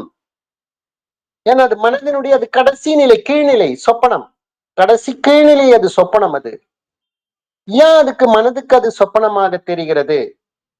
ஏன்னா அந்த சொப்பனத்தால தான் அது அகங்காரத்துக்கு அடிமையாச்சது. அந்த மனதினுடைய மாயையால தான். சொப்பனம் என்பது உண்மை கிடையாதது. எப்போ நம்ம கனவுல இருக்கிறோமோ, கனவு காணும் பொழுது அப்போது நடைபெறும் சம்பவங்கள் எல்லாம் நமக்கு அது உண்மையாகவே அது தென்படுகிறது. எப்ப நம்ம வீழ்ச்சிகிறோமோ இதுவரை கண்டது சொப்பனம் என்பது அப்பதானே நம்மளுக்கு தெரியாதது. அப்போ அந்த மனமானது, ஜீவனானது அது மனதுக்குனுடைய போக்கையே அது விட்டு விட்டதால, நீ எப்பனா பாத்துக்க, உன் இஷ்டத்துக்கு நடந்துக்கன்னு விட்டதால மனமானது அகங்காரத்துக்கு அடிமையானதால என்ன ஆச்சுன்னு பாத்தீங்கன்னா அதோகதி ஆச்சு. அப்ப அதை மீட்டு எடுக்கணும் அப்படின்னு பாத்தீங்கன்னா அந்த விழிப்பு நிலை அகங்காரத்துக்கு வரும்போது அப்ப அதனுடைய உற்பத்தி ஸ்தானமான ஒடுங்கும் இடம்தான் மூலாதாரம் என்பது. அதுதான் அது மனதுக்கு அது சொப்பனமாக இருக்கிறது. அப்ப அதான் அப்ப மனதுக்கு பாத்தீங்கன்னா அப்ப அகங்காரம் அதுதான் அந்த டைம்ல பாத்தீங்கன்னா அந்த மனமானது தான் உற்பத்தியான இடத்துல மனதில் போய்கின்ற சமயம் அந்த மனதினுடைய சொப்பன நிலை அது எப்படின்னா அகங்காரம் சொந்த இடத்துல, அதாவது அதாவது வெளியிலே உள்ள அதாவது உள்ள எதுவும் சங்கல்பிக்கிறதுக்கும் எதுவும் இருக்காதது, எதுவும் தெரிஞ்சுக்கிறதுக்கும் அந்த மனதுக்கு அந்த நிலை இருக்காதது. அந்த நிலைமைதான் அது அகங்காரம். அது அகங்காரம்னு ஒண்ணு இருக்குவீதா, பாக்கி விருத்திகள் வெளியில இதை பண்ணணும், அதை பண்ணணும், உள்ளுக்குள்ள இப்படி பண்ணணும், வெளியில இப்படி பண்ணணும்ன்ற மாதிரி பல்வேறு விதமான அது எண்ணங்களுடைய அது தோற்றமாக இருக்கும். அது எல்லாத்தையும் விட்டுட்டு அது ஒடுங்குற நேரம் தான் பாத்தீங்கன்னா அந்த அகங்கார ஒடுங்கதான். அதுதான் அந்த ஒடுங்குகின்ற அந்த சூழ்நிலை தான் அது மனதுக்கு அது சொப்பனமாக இருக்கிறது. அதுதான் பாத்தீங்கன்னா மூலாதாரம் என்று சொல்வது. அந்த டைம்ல மனதால பாத்தீங்கன்னா எந்த ஒரு விருத்தியும் விருத்தினா எண்ணங்களுடைய அது விருத்தி இல்லாமல் அது உள்ளுக்குள்ளேயே அது ஒடுங்குகின்ற நம்மளுடைய அந்த அனுபவம் தான் அது பத்தின சொப்பனம் ஆகிறது. அடுத்தது சுவாதிஷ்டானம் என்பது என்னன்னு பாத்தீங்கன்னா அந்த அகங்காரத்தினுடைய அசைவுகளோ எண்ணங்களோ எதுவுமே இல்லாம மனம் சுவாஸ்தானம் தன்னுடைய சொந்த இடத்துக்கு இருப்பிடத்திற்கு வருகிறது. எப்ப 7ஆம் அத்தியாயத்துல பாத்தீங்கன்னா ஒரு வியாபாரம் செய்யறாங்க, வெளியில வியாபாரிட்டு எங்க தொழில் செய்யறாங்கோ அதை விட்டுட்டு தான் வீட்டுக்கு வந்து ஒரு ரெஸ்ட் எடுக்கிறது, எந்த ஒரு விருத்தியும் இல்லாமல் ரெஸ்ட் எடுக்கிறது. அதுதான் சொந்த வீட்டுக்கு வந்துச்சுன்னா நிம்மதியா இருக்கு அந்த மனம். இது அதான் 7ஆம் அத்தியாயத்துல அகங்காரத்துக்குரிய சொல்லியாச்சு. அதே மாதிரிதான் நம்ம எங்க போய் நம்ம வேலை செஞ்சாலும் சரிது, நம்ம வீட்டுக்கு வந்துட்டோம்னா அப்பாடா இனி வேலையை முடிஞ்சுட்டு ரெஸ்ட் எடுக்கலான்ற முறையில அதோட சொந்த இடத்துக்கு வர சொல்ல ஒரு ரிலாக்ஸ் மைண்ட் வருது. அதுதான் அது அது சொந்த இடம் சுவாதிஷ்டானம் சுவை என்ன அதோட தன்னுடைய இடத்துக்கு இருப்பிடத்துக்கு வர்றதுதான் அகங்காரம் மனதில் அடங்குகிறதோ அந்த மனதிற்கு எந்த ஒரு தொழிலும் கிடையாது. தன்னுடைய சொந்த இடத்துல பிரவேசிக்கிற சமயம் இந்த அவஸ்தை தான் மனதுக்கு அது சுழுத்தி ஆகிறது. அது ரெஸ்ட், மனதுக்கு எந்த விட இதுவும் இல்லை, அது ரெஸ்ட் தான். இந்த இடத்துல தூக்கம் என்று சொல்றது சுழுத்தி என்கின்ற ஒரு நிலை. அது ரெஸ்ட், அது ரெஸ்ட் எடுக்கிறது. அப்ப டெய்லி நீங்க தினசரி இது 8 மணி நேரம் தூங்குற அதில் விட நீங்க ஒரு அனுபவத்துல பார்க்கலாம். நீங்க அது இப்போ 8 மணி நேரம் ரெஸ்ட் எடுக்கிறீங்கன்ற பாத்தீங்கன்னா அதுல ஒரு சமயம் படுத்துட்டே இருப்பாங்க, ஆனா தூக்கம் வந்திருக்காது.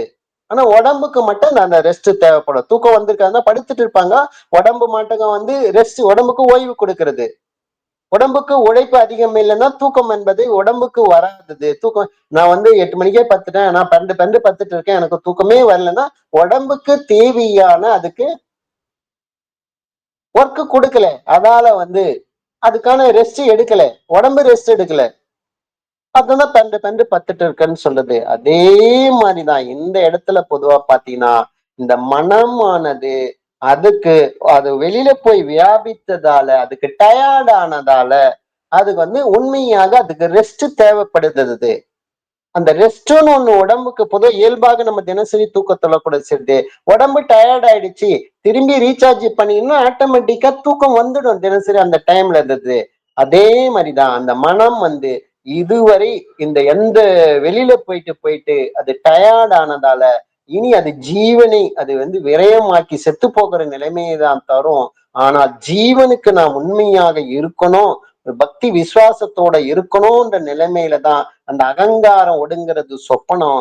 அந்த மனம் அந்த சொப்பனமும் அந்த கனவும் இல்லாமல் நிர்மலமாகிய அந்த மனம் சொந்த இடத்துல போயிட்டு அதனுடைய மனம் வந்து இருக்கிறது தான். அதுதான் பாத்தீங்கன்னா சுவாதிஷ்டானம், சொஸ்தானத்தில் பிரவேசிக்கிறதுனா இந்த அவஸ்தை தான் மனதுக்கு சுழுத்தியாது. இது எப்படின்னா மனதிற்கு எந்த ஒரு அறிவும் இல்லாமல், அறிவுனா வெளியில் வியாபிக்கக்கூடிய அந்த அறிவும் இல்லாமல் தன்னுடைய எதுவுமே ஒண்ணுமே தெரியாமல் இருக்கின்ற அந்த நிலைமை அது. நம்ம தியானத்துல பயணிக்கும் போது கூட சரியது, நம்ம தியானம் தினசரி ஜபம் செய்யக்கூட சரியது, நம்ம நிஷ்டையில் ஏற்படக்கூடிய எதுவுமே தெரியாத இருக்கக்கூடிய அந்த மனதிற்கு அப்புறம் அதுல இருந்து வெளியில வர சொல்லதான் இவ்வளவு நேரம் இந்த இருந்தோன்றது தெரியாது. நைட்டு தூங்க சொல்ல நம்ம தூங்கணும்னு நம்மளுக்கு தெரியுதா, இவ்வளவு நேரம் தூங்கணும்னு தெரியல. தூக்கத்துல இருந்து வீழ்ச்ச உடனே நம்ம வந்து 8 மணி நேரம் தூங்கணும், 5 மணி நேரம் தூங்கணும், 2 மணி நேரம் தூங்கணும்ன்ற மாதிரி. நீங்க உண்மையில் நீங்க கரெக்டா தியானம் செஞ்சிருந்தீங்கன்னா, ஒரு நல்ல கரெக்டான பாதையில போறீங்கன்னு அர்த்தம் என்னன்னு பாத்தீங்கன்னா, இந்த தியான அனுபவத்துல உங்களுக்கு ஒரு நம்ம அப்பா எவ்வளவு நேரம் நம்ம வந்து தியானத்துல நிஷ்டையில இருந்தோம்னு சொல்லிட்டு 10 நிமிஷம் இருக்குன்னு சொல்லிட்டு டைம் ஆயிருக்குன்னு சொல்லிட்டு எழுந்து பாத்தீங்கன்னா 1/2 மணி நேரம் ஓடிட்டு இருக்கும் உங்களுக்கு. அது கரெக்டா போறீங்கன்னு அர்த்தம். அது இதே இப்போ 1/2 மணி நேரம் ஆயிட்டு இருக்கோம் தியான ஜபத்திற்கு உட்கார்ந்ததுல இருந்து அப்படின்னு சொல்லிட்டு நீங்க நினைச்சிட்டு வீழ்ச்சிட்டு எழுந்து பாத்தீங்கன்னா வெறும் 10 நிமிஷம் தான் அங்க டைம் பாஸ் ஆயிருக்கும். அப்ப உண்மையில வந்து நம்ம வந்து அந்த தியானத்துல வந்து இன்வால்மெண்ட் இல்ல, தீவிரம் இல்ல, உண்மையில கரெக்டான பாதையில நம்ம பயணிக்கல. வெறும் அகங்காரத்தின் பிடியில தான் நம்ம மாட்டிட்டு இருக்கோம். வெளியில் இருக்கக்கூடிய அந்த செயல்களை தான் நாம் திங்க் பண்ணிட்டே இருக்கோம் தியானத்துல உட்கார்ந்து இருக்க சமயத்துல. அப்ப அந்த மாதிரி இருக்க சொல்ல பார்த்தீங்கன்னா அந்த இது டைம் வந்து காலம் என்பது தியானத்துல அசையாத நம்ம உட்காரும் போது நீண்ட காலமாகத்தான் தெரியும் அது. ஆனா டைம் பார்த்து ஓடி இருந்ததுன்னா கொஞ்சம் டைம் தான் ஓடி இருக்கும். அது உண்மையில அந்த சலனமில்லாத நிலையை நோக்கி நாம் பயணம் செய்கிறோம் என்று அர்த்தம் என்னவென்று பார்த்தால் அதுக்கு நேரங்காலமே தெரியாது. 8 மணி நேரம் தூங்கணும்னா 8 மணி நேரம் எப்படி போகுதுன்னே நம்மளுக்கு தெரிஞ்சிருக்காது. தூக்கத்தை விட்டு எழுந்த உடனேதான் இவ்வளவு நேரம் நம்ம தூங்கணுமான்னு நம்ம அறிஞ்சிக்க முடியும். அதே மாதிரிதான் மனமானது தன்னுடைய எந்த வெளியில் வியாபிக்கக்கூடிய அந்த எந்த விருத்தி எல்லாத்தையுமே விட்டுட்டு தன்னுடைய சொந்த இடத்துல இருக்கக்கூடிய அந்த நிலைதான். அதுதான் வந்து மனதினுடைய சுழுப்தி என்கின்ற அந்த நிலை எது, தூக்கம் என்கின்ற நிலை எது. அதே அந்த நேரத்துல பாத்தீங்கன்னா ஏதோ ஒரு வெளியில இருந்து ஒரு இருட்டான வெளியில ஃபுல்லா பகல் ஃபுல்லா நல்ல வெளிச்சத்துல எங்கேயோ வீட்டுக்கு வெளியில போயிட்டு நம்மளுடைய தொழில்கள் எல்லாம் முடிச்சுட்டு நல்ல ஒரு வெயில் இருக்கான டைம்ல ஒரு வீட்டுக்குள்ள வந்து நம்ம நுழைஞ்சுன்னா ஒரு அறையில நுழைஞ்சுன்னா அந்த டைம்ல பாத்தீங்கன்னா நல்ல இருட்டார வெளியில இந்த வெளிச்சன்றதால உள்ள போனதால அதுக்கு அந்த ஃப்ரீக்குவன்சிக்கு நம்மளால டியூன் ஆக முடியல. அந்த டைம்ல வந்து உள்ள இருக்கக்கூடிய அந்த வெளிச்சத்தினுடைய அந்த அந்த இயல்பாக இருக்கக்கூடிய அந்த நிலைக்கு வந்து நம்மளால டியூன் ஆக முடியல, அந்த இருட்டுக்கு டியூன் ஆக முடியல. அப்ப பாத்தீங்கன்னா அது வெளியில இருந்து வந்தவொடனே உள்ள இருட்டு மாதிரி இருக்கு, ஆனா ரூமுக்குள்ளே வெளிச்சம் இருக்கு. அந்த வெளிச்சத்துக்கு நம்மளால டியூன் ஆக முடியல. அதுக்கு சில வினாடிகள் நமக்கு தேவைப்படுது. அப்ப வீட்டுக்குள்ள வந்தவொடனே பாத்தீங்கன்னா வெளியில வெயில்ல இருந்து நம்மளுக்கு இருட்டு மாதிரி இருக்கும். ஆனா ஒரு அந்த டியூனுக்கு அந்த கண்ணோ அதனுடைய வெளியில் வியாபிக்கக்கூடிய அந்த சக்தியோ அந்த அந்த ரூமினுடைய அறைக்கூடிய வெளிச்சத்துக்கு ஏத்த மாதிரி டியூன் ஆயிடுச்சுன்னா அது வரைக்கும் ஒரு இருட்டு மாதிரி தான் இருக்கும் அது. அதுதான் அந்த நிலைமைதான். அப்ப இயல்பு பார்க்க சொல்ல நம்மளுக்கு வந்து அது மனதுக்கு வந்து அது சுழுத்தி ஆகிறது. தூக்கம் என்ற நிலை ஒன்றுமே அறியாத நிலைமை ஆகிறது. அடுத்தது மணிப்பூரகம். அந்த நிலையில தான் அதாவது அது மனதினுடைய ஜாக்கிரதை அவஸ்தையாகிறது. அதுதான் மணி என்பது மனம், பூரகம் என்பது நிறைந்திருப்பது. அப்ப மனமானது அது எப்ப நிறையுது, எப்ப அது கம்ப்ளீட் ஆகுது, எப்ப அந்த மனமானது தான் உற்பத்தியான அந்த ஜீவனை எந்த ஒரு விதத்திலும் நஷ்டப்படுத்தாமல் இருப்பது, அதுதான் மனம் நிறைவு என்று அர்த்தம். அது எந்த ஒரு விஷயத்திலும் அது நஷ்டப்படுத்தாமல் இருப்பது. அப்ப அந்த ஜீவனானது நம்ம கதி எடுக்கிறோம், நம்ம சித்தவித பயணத்துல பண்ணுறோம். அப்ப கதி மேலேயே நம்மளுடைய முழு 100% அந்த கவனம் வரும் பொழுது எண்ணங்களுடைய விருத்தியே இருக்காது உங்களுக்கு. அது எண்ணங்கள் அது ஜீவன் மாத்திரமே அந்த இடத்துல இருக்கும். அது எண்ணமே இல்லாத நிலை, ஜீவனை மட்டுமே முழு கவனத்தோடு இருக்கக்கூடிய நிலை, ஜீவன் மேலேயே அந்த நிலைதான். அந்த மனதுக்கு எண்ணங்களான எந்த விருத்தியும் கிடையாது. அந்த இடத்துல பாத்தீங்கன்னா அந்த விருத்தியே இல்லாத அந்த இடம்தான் மணிப்பூரகம். அதுதான் மனம் பூரணம் பெற்று விட்டது, அடங்கிய மனமாக ஆகிவிட்டது. இதனுடைய அர்த்தம் அதுதான் உங்களுக்கு. நீங்க கதி எடுத்துன்னு இருக்கீங்க, உங்களுக்கு எண்ணம் இருந்துட்டு நான் புருவமணித்த கவனிக்கிறேன்னு ஒரு எண்ணம் இருக்கும், அது இருந்தா கிடையாது. அப்போ எப்போ நான் கவனிக்கிறேன்னு ஒண்ணு எண்ணம் வந்ததோ அப்ப அந்த மனம் என்பது அதனுடைய செயலை ஆரம்பிச்சிச்சுன்னு அர்த்தம். அது நான் இப்ப தியானத்துல இருக்கிறேன், நிஷ்டையில இருக்கிறேன்னு நீங்க நினைச்சீங்களோ அப்ப உண்மையில நீங்க நிஷ்டையில கிடையாது. ஏன்னா எண்ணம் வந்துச்சு உங்களுக்கு. அது அப்ப அந்த 3 குணங்களுடைய அந்த விருத்தி தான் எண்ணமாக மாறுகிறது. அப்ப அதுதான் மாறுது. எப்போ ஆகாசம் என்ற நிலை சலனப்படு ஜீவன் ஆகிறது, ஜீவன் மாத்திரம் தான் இருக்கிறது. ஆனால் அந்த இடத்துல எண்ணம் ஒன்று உருவாச்சுனால் அது மனமாகி விடுகிறது. அப்ப ஜீவனை எண்ணம் ஆக்க விடாமல் மனதை மனதாகவே வைத்திருப்பது, அதாவது அடங்கிய மனமாகவே வைத்திருப்பது. அப்ப அதுதான் அந்த மனமானது பூரணம் பெற்றுவிட்டது. அது மனம் எண்ணங்களாக மாறிச்சுன்னா அது பூரணமான மனதுக்கு சாட்டிஸ்பேக்ஷன் ஆகல. அது சாட்டிஸ்பேக்ஷன் ஆயிடுச்சுன்னா அது தன்னிறைவு பெற்றுவிட்டால் அதான் பூரணமாகுது. அப்ப உங்களுடைய கதி மேலேயே 100% அந்த முழுமையான அந்த கவனத்தில் இருக்கும் அந்த நிலை தான் அது மனமானது. அதன் பூரணமாகிவிட்டது, எண்ணமாக மாறாமல். அதுதான் அது பூரணம் எப்போதாவதுன்னா தான் உற்பத்தியான அந்த சலனப்படக்கூடிய அந்த ஜீவனிலேயே அது ஒடுங்குவது. அதாவது அந்த சமீரன் கதியிலேயே 100% முழு போக்கஸ் அதனுடைய நிலையிலேயே இருப்பது. தான் உற்பத்தியான அது ஜீவன்ல போய் ஒடுங்குது உங்களுக்கு, அது எண்ணமாக ஆகாமல். அப்ப அதுதான் மணிப்பூரகம். அதாவது பூரணம் பெற்று, பூரகம் என்பது நிறைந்திருப்பது, வெறும் மனம். எப்ப மனமாயிருக்கு, அதாவது மணியாயிருக்கின்ற அந்த மனம் வேறொன்றும் இல்லாமல் ஜீவனோடு சேர்ந்து தானாகி அது நிறைந்திருக்கிறது. அப்பதான் அவ்விடத்தில் ரொம்பவும் பிரகாசமாக ஜொலிக்கின்றது. அப்ப அது எப்படின்னா, இப்ப சொன்ன மாதிரி ஒரு வீட்டினுடைய ஒரு சிறிய அறையினுடைய உள்ளில சென்ற போது முதல்ல இருட்டாகவும், அப்புறம் அந்த வீட்டுக்குள்ள போயிட்டுன்னா அந்த வீட்டினுடைய அந்த அறையினுடைய வெளிச்சத்துக்கு அந்த ஃப்ரீக்வன்சிக்கு நம்ம டியூன் ஆயிட்டுன்னா, அப்ப அந்த அறையில என்னென்ன இருக்கிறது என்பது தெளிவாக நம்மளுக்கு கொஞ்சமா தெரிய ஆரம்பிக்கும். அது அந்த நிலைதான் மனமானது எண்ணங்களை விட்டு தான் உற்பத்தியான ஜீவனிடத்திலேயே அது சேரும்போது ஜீவனாகவே அது அறியக்கூடிய நிலைமைத்தான் இந்த ஜீவனாகவே இருக்கக்கூடிய அந்த மன உற்பத்தியை விட்டுட்டு அதுதான் ஒடுங்கும் போது அதுதான் அந்த மணிப்பூரகம். அந்த மனம் பூரணம் பெற்று விட்டது. அப்ப அந்த டைம்ல பாத்தீங்கன்னா சுகமாய் காண்பதும் அறிவதும் அங்க இருக்கிற நிலைமைகளை தெரிஞ்சிக்க முடியுது. இது உலக ஜனங்களுக்கு பொதுவாக அதுதான் ஒரு ரூம், ஒரு அறைன்ற மாதிரி இது அனுபவம் இருக்கிறது, இயல்பாக நம்ம பார்த்திருக்கிறோம். அதே மாதிரிதான் இந்த பிரகாரம் தான் மனம் சொந்த இடத்துல பிரவேசிக்கும் போது முதல்ல இருட்டாக தோணும். அந்த மனம் வெளியுள்ளில் செல்லாமல் தன்னுடைய சொந்த இடத்துல அடங்கி நிற்கும் போது தான் அந்த இடம் நல்ல சுகத்துடன் காணப்படுவது.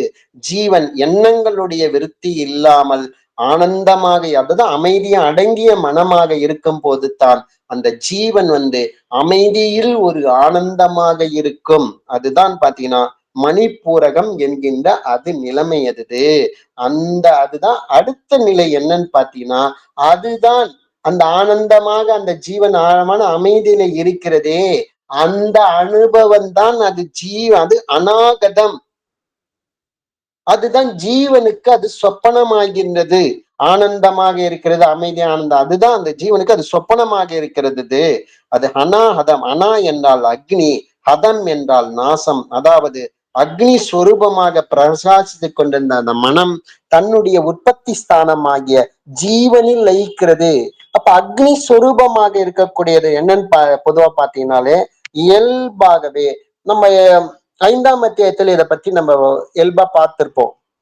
ஆகாசம் என்ற நிலையிலிருந்து அப்புறம் அந்த புருவம், அதாவது அந்த தலைப்பகுதிக்கு அந்த மேல் பாகம் நமக்குள் இருக்கக்கூடிய அந்த ஆகாசம். அடுத்தது அந்த புருவ மத்தியத்துக்கு மேல ஜீவனாகிய சிவன் இருக்கிறது. அது கீழேதான் புருவ மத்தியத்துல அக்னி நேத்திரம் இருக்கிறது.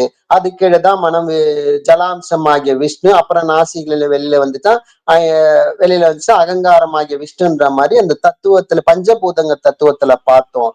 அந்த மனமானது எப்ப அக்னி ஸ்வரூபமாக மாறுகிறதோ அது சத்துவ ருத்ரனாக அதாவது ஜீவன் அது ருத்தனாக மாறும்போது அது சத்துவ குணமும், அதே மனமாக மாறும்போது ரஜோ குணமும், அடுத்தது அகங்காரமாக மாறும்போது அது தாமச குணமாக மாறுகிறது.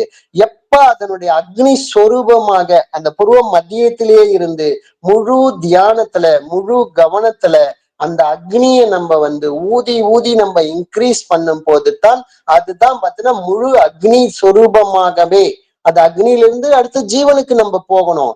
அந்த அக்னி தான், அதுதான் அந்த மனம் தன்னுடைய விசாரங்களை விட்டு விட்டு விடுங்க இது வருது பூரண நிறைய தான் அது பார்த்தாது. இப்ப அந்த அநாகதம் என்பது அந்த அக்னி அந்த ருத்தரனும் அந்த இடத்துல நாசம் அடைய வேண்டும் அக்னி ஆகியது. அப்பதான் அது வாயுவாக அது மாற முடியும் உங்களுக்கு. அதாவது அக்னி சொரூபமாய் பிரகாசி கொண்டிருக்கின்ற தன்னுடைய உற்பத்தி ஸ்தானமான ஜீவன்ல போய் லயிக்கிறது. அப்ப பாத்தீங்கன்னா அது அந்த ஜீவன் ருத்தரனாக அது விருத்தி ஆகாமல் தடுக்கப்படுகிறது. ருத்ரன் என்ற அக்னி என்ற நிலை வந்தாலே சத்துவ குணம் இயல்பாகவே அது உண்டாகிவிடும். அந்த சத்துவ குணம் உண்டாச்சுன்னா அடுத்தது ரஜோகுணம் தமோ குணம் மனதினுடைய ஆக்டிவிட்டி வந்துடும். அப்ப அந்த மனம் ஒடுங்கும் பொழுது அடங்கிய மனமாக ஆகும் போது என்னன்னா அதுதான் ஜீவனுக்கு சொப்பனம்.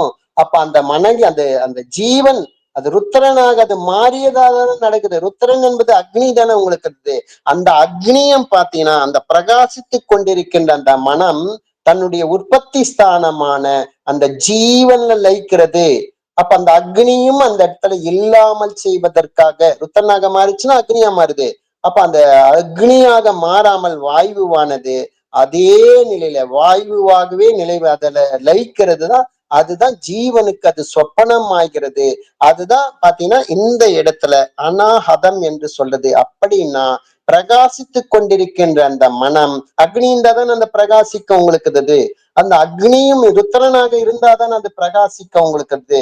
அந்த பிரகாசத்தை விட்டு விட்டு வாயுவாகவே அது ஜீவன்ல போய் அது அக்னியிலிருந்து அந்த வாயுவாக அது மாறுகின்ற அந்த நிலைதான் பார்த்தீங்கன்னா அது ஜீவனுக்கு அது சொப்பனமாக இருக்கிறது.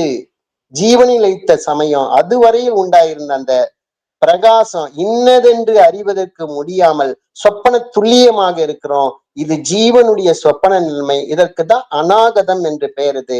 அடுத்தது விசுத்தி என்ற நிலை பார்த்தீங்கன்னா வி பிளஸ் சுத்தி, அதாவது வி என்றால் அப்ப ஜீவசக்தியான வாயு தானே நம்ம அறிவுன்னு சொல்லியிருக்கோம் உங்களுக்கு. அப்ப அந்த அறிவு தான் அந்த வி சுத்தி விசேஷ, அதாவது அறிவு சுத்தி என்றால் நிர்மலம், அதாவது அறிவு நிர்மலம் ஆகிறது. அப்போ பார்த்தனா ஒன்றும் தெரியாத விதத்தில் யாதொன்றையும் அறியாமல் நிச்சலனமாய் அந்த சலனம் இல்லாமல் அந்த ஜீவனே, அதாவது சலனம் இல்லாமல் ஜீவன் மாத்திரமே இருக்கின்ற அந்த நிலைமை நம்ம பாத்தீங்கன்னா சமீரணன் கதியில மேலும் கீழே சலனப்பட்டு கொண்டிருக்கிறது. அப்போ மேலும் கீழோ அப்ப அந்த ஜீவனுடைய அசைவு தானே உங்களுக்கு அதுதானே எண்ணமாக மாறுது. அப்ப அது எண்ணங்கால மாறாமல் ஜீவனாகவே அது மாறுகின்ற நிலைமை தான் ஏற்கனவே நம்ம பார்த்துட்டோம். மணிப்பூரக என்ற நிலைமையில அநாகதம் என்ற நிலைமையிலையும் பாத்தீங்கன்னா அந்த அக்னி ஒடுங்கிச்சு, பிரகாசம் எல்லாம் ஒடுங்கிடுச்சு. அடுத்து அந்த ஜீவன் ஏதோ ஒண்ணு சலனப்பட்டு கொண்டு இருக்கிறது. நிச்சயில போக சொல்ல என்ன ஆகும், ஆரம்பத்துல அதிகமாக கொஞ்சமா சலனம், அதாவது நம்ம புருவ மத்தியத்திலேயே அதன் உற்பத்தியான இடத்திலேயே நம்ம கவனம் வைக்கும் போது கொஞ்சம் கொஞ்சமா அவர் சலனம் வந்தது குறைந்து குறைந்து குறைந்து சலனம் இல்லாமல் போகக்கூடிய நிலைமை. அந்த ஜீவன் கூட சலனம் இல்லாமல் போகக்கூடிய அந்த நிலைமை. அப்ப ஜீவசக்தியான வாயு தானே அறிவு என்பது சொல்லியிருக்கோம். அந்த அறிவு சலனப்படவே கூடியதானே அந்த அறிவாகிறது. அப்ப அந்த அறிவும் நிர்மலமாகும் சமயம் அப்போது என்ன பார்த்தீங்கன்னா அந்த ஜீவன் கூட சலனம் இல்லாமல் நிர்மலமாக கூடிய அந்த நிலைமை தான். அப்போது ஒன்றும் தெரியாத விதத்துல யாதொரு அறிவும் இல்லாமல் நிச்சலனமாய், அதாவது சலனம் இல்லாமல் ஜீவன் மாத்திரமே ஜீவனாகவே இருக்கின்ற அந்த நிலைமை. அந்த நிலைமைக்கு தான் ஜீவனுடைய சுருத்தி என்ற அந்த நிலைமை. அது ஜீவனிலிருந்து உற்பத்தி ஆகின்ற அந்த மனதிற்கு உண்டான எல்லா கலங்கமும், அதாவது ராகத்வேஷம் எல்லாமே நாசம் ஆயிடுச்சு அந்த டைம்ல இருந்தது. அப்ப அந்த ஜீவன்ல அந்த மனம் இயல்பாவே லயிச்சு அந்த ஜீவன் மாத்திரமாய் ஒன்றும் அறியாது.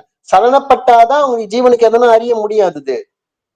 சலனப்பட்டாதான் அது மனமாக மாறக்கூடிய வாய்ப்பு ஜீவனுக்கு இருந்தது.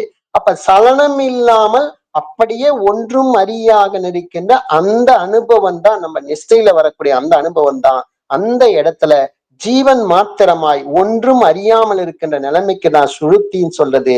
அதுதான் விசுத்தி என்கின்ற அந்த நிலைமை. அது அடுத்தது ஆக்னை என்று பாத்தீங்கன்னா, எப்ப அது சலனம் இல்லாமல் போயிடுச்சோ அந்த நிலைமையில பாத்தீங்கன்னா தான் தானாக மாறிவிடும். அக்ஷரம் என்ற நிலையிலிருந்து ஆகாசம், ஆகாசம் என்ற நிலையிலிருந்து சலனப்படும் போது தான் அது ஜீவன் ஆகிறது. அப்ப அந்த ஜீவனுடைய அந்த சலனங்கள் இருந்தாலே மனமாக மாறிடும். அப்ப அந்த ஜீவன் சலனமே இல்லாம நிலைமைக்கு போச்சுன்னா அதுவே ஆகாசமாக மாறி, வாயுவே ஆகாசமாக மாறிவிடும். ஜீவன் சலனப்பட்டதுன்னா ருத்ரனாக மாறி மனமாக அடுத்த நிலைமைக்கு அது மாறிவிடும். அக்னியாக மாறி சலனப்படும். அப்ப சலனம் இல்லாமல் போகும்போது ஆகாசமாக தான், அதாவது சதா சிவனாக போகின்ற அந்த நிலைமை. ஆக்னை என்பது ஜீவன் சிவனாகி உற்பத்தி ஸ்தானமாயிருக்கின்ற ஆனந்தத்தில் லயிக்கிறது. அந்த டைமுக்கு தான் ஜீவனுக்கு அதனுடைய உண்மையான ஆனந்தம், தன்னுடைய ஜீவன் தன்னுடைய சொந்த இடத்துக்கு போனாதான் அதுக்கு, எங்கிருந்து அது ஆரம்பிச்சதோ அதே இடத்திற்கு, எங்கிருந்து அது பயணம் செய்யக்கூடிய முதல் தொடக்கம் எதுவோ அதே இடத்துக்கு மீண்டும் போய்கின்ற அந்த நிலைமைதான் ஜீவன் சிவனாகி உற்பத்தி ஸ்தானமாயிருக்கின்ற அந்த ஆனந்தத்தில் அது லயிச்சு வேற ஒண்ணுமே இல்லாமல் ஆனந்தித்து கொண்டிருக்கின்ற நிலைமை. இது ஜீவனுடைய ஜாக்கிரதை என்ற நிலைமைதான். இதற்குதான் ஆக்னை என்று பெயருது. இந்த பிரகாரம் தான் உண்மையில பாத்தீங்கன்னா சட ஆதாரங்களுடைய நிலைமை. அப்போ இதுதான் உண்மையில பாத்தீங்கன்னா பிரம்மானந்தம் என்கின்ற சொல்லுகின்ற நிலைமை. அது அந்த நிலைமையில தான் அந்த ஜீவனானது பிரம்ம அது சொந்த இடத்துல போகும்போது தான் எல்லா விருத்திகளும் விட்டு விட்டு அதனுடைய தானாய் தன்மயமாக இருக்கக்கூடிய அந்த நிலைமையில வரக்கூடியது தான் அது பிரம்மானந்தம். அந்த ஆனந்தத்தில் தான் அது ஈஸ்வரனாக இருந்து அக்ஷரம் என்ற நிலைமையை அந்த ஆனந்தத்திலேயே அது லயிக்கக்கூடிய அந்த நிலைமை தான் அது. ஆனா பொதுவாக ஒரு சிருஷ்டியினுடைய ஆரம்பம் எதுவாக இருந்தாலும் அது ஆனந்தத்தில் தான் பிறந்தது. ஏன்னா தாய் தந்தையனுடைய அந்த சம்யோகத்தில், அந்த ஆனந்தத்தில் தான் நாம் ஜீவனாக அது உதித்தோம். அது அந்த நிலைமையில தான் அதே ஜீவன் மீண்டும் அதே ஆனந்தத்தில் போயிட்டு அதே எங்கிருந்து புறப்பட்ட இடத்துக்கு போய் சேருகிறோ அதுதான் உண்மையான ஆனந்தம். அது வந்த வழி ரூட் அதேதான். அதே ரூட் வழியாக நம்ம திரும்பி போகக்கூடிய அந்த நிலைமைக்குத்தான் அதுதான் பிரம்மானந்தம் சொல்கிற நிலைமை. அப்ப அதுதான் உண்மையில பாத்தீங்கன்னா இந்த 6 ஆதாரங்கள் எல்லாமே நமக்குள் நிஷ்டையில் ஏற்படக்கூடிய இந்த அனுபவங்கள். அப்ப இந்த அனுபவத்தை தான் நம்ம சமீரனின் கதிதான். அதை பிடிச்சுதான் நம்ம நிஷ்டைக்கும் போக முடியும். அதே சமீரனின் கனியை துணை கொண்டு தான் நம்ம உலகத்தில் நிறைவேற்றக்கூடிய அடிப்படை கடமைகளை நிறைவேற்ற முடியும். அப்பதான் அந்த ஜாக்கிரதை உணவில் நாம் இருக்க முடியும். அதுக்குதான் ஞானபிதா நீங்க எந்த வேலை எந்த இது செய்தாலும் சிறிது உங்களுக்குள்ள சதா பிராணாயாமம் நடக்க வேண்டும். அப்படி நடந்தால் மட்டும்தான் நமக்குள்ள ஒரு முழுமையாக உடல் அளவிலும் மனதளவிலும் ஜீவன் அளவிலும் ஒரு ஜாக்கிரதை நிலைமை நம்மை உண்டாக்கி கொள்ள முடியும். அப்ப அந்த கதி மூலமாகத்தான் நம்ம உள்ளுக்குள்ள அந்த பிரம்மானந்தம் என்ற நிலைக்கு நம்ம செல்ல முடியும். அதே சமயம் உபஜீவனத்துக்காக நாம வெளியில் வியாபிக்க வேண்டிய அந்த சூழ்நிலை இருந்தாலும், நாம் ஏற்றுக்கொண்ட பொறுப்புகளை நிறைவேற்றுவதாக இருந்தாலும், அந்த கதியோடு இருந்து நாம் செயல்படும் போது மட்டும்தான் நம்ம பந்தத்தில் மாட்டிக்கொள்ளாமல் அந்த ஜீவனை அப்படியே அந்த ஜீவனை மீட்டெடுத்து அப்படியே அதனுடைய உற்பத்தி ஸ்தானத்தில் லைக்கு சொல்லக்கூடிய அந்த நிலைமையும் நமக்கு பெற்றுத்தரும்.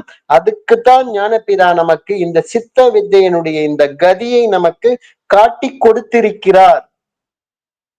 இந்த கதியை பிடித்தால் மட்டும்தான்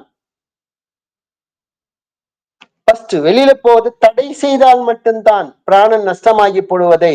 அப்ப அதுக்குதான் இந்த கதி. அப்ப அந்த கதியைத்தான் நாம் முழுமையாக நம்மளுடைய நடைமுறை வாழ்க்கையில் கைவல்யம் அது பெறும் போது அந்த நிலையில தான் அதோடு அந்த உழைப்பு அதனுடைய பலன் அது நிஷ்டை கைகூடும்.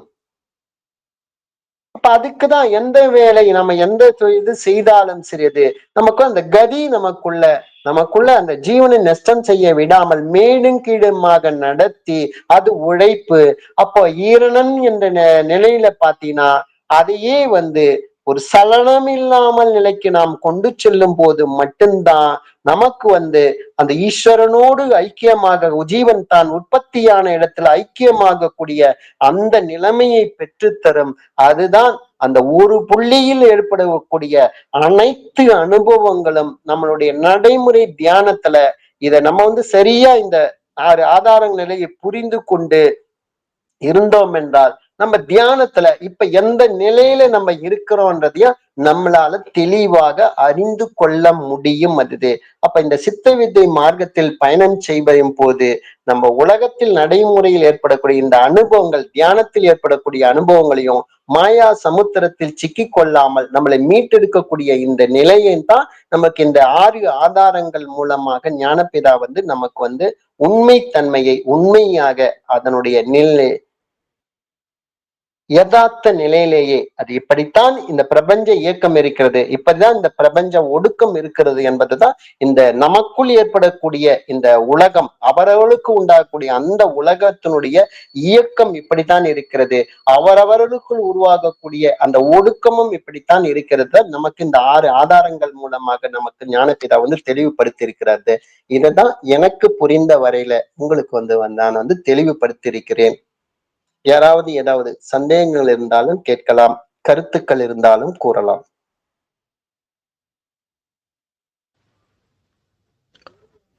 ஐயா பாலசுப்ரமணியம் ஐயா, ஆத்ம நமஸ்காரம் ஐயா. நமஸ்காரம், சொல்லுங்க ஐயா.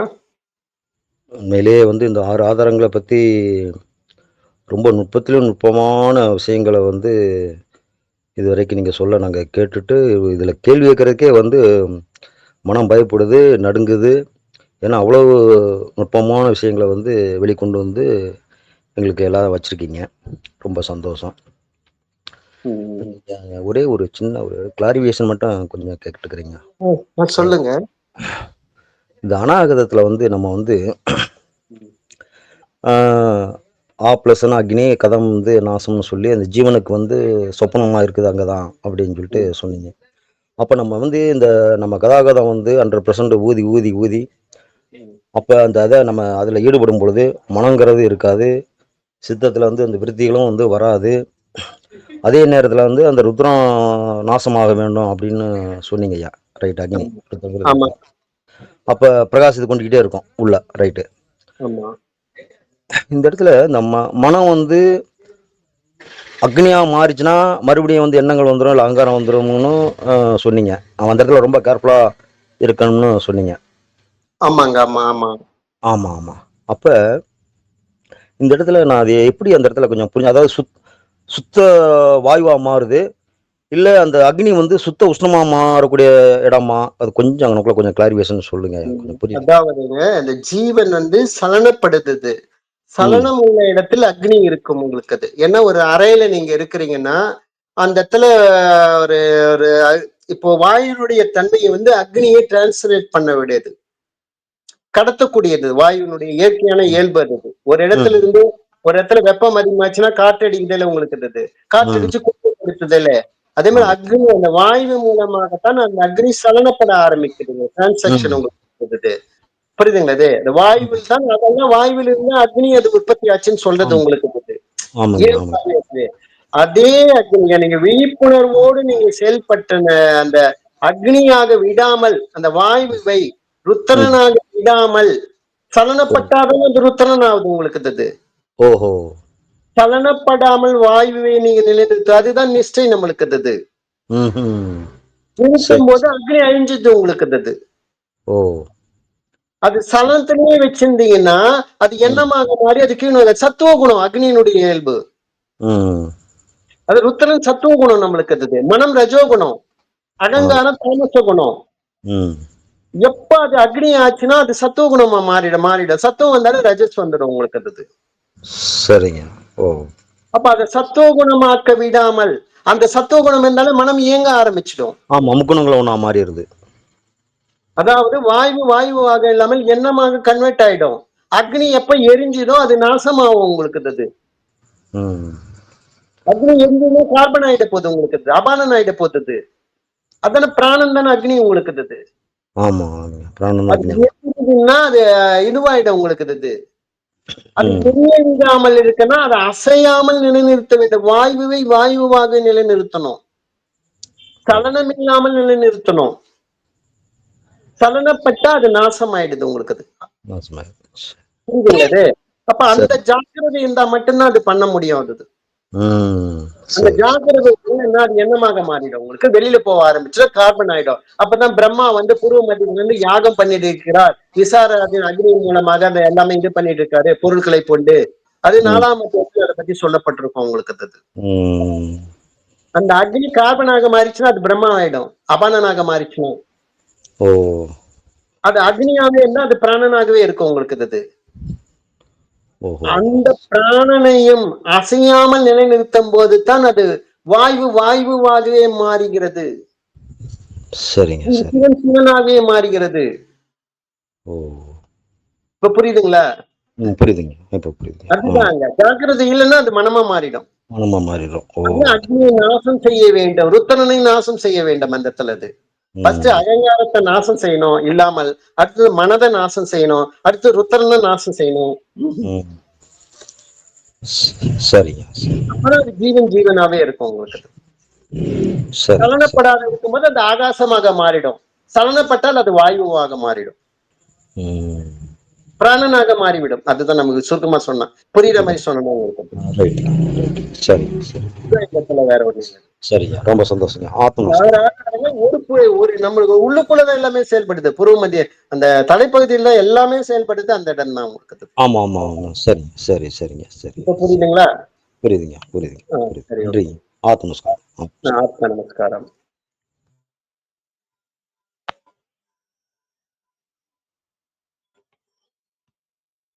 சரி, வேற யாராவது ஏதாவது கேள்விகள் இருந்தாலும் சொல்லலாம், கேட்கலாம், கருத்துக்கள் இருந்தாலும் சொல்லலாம்.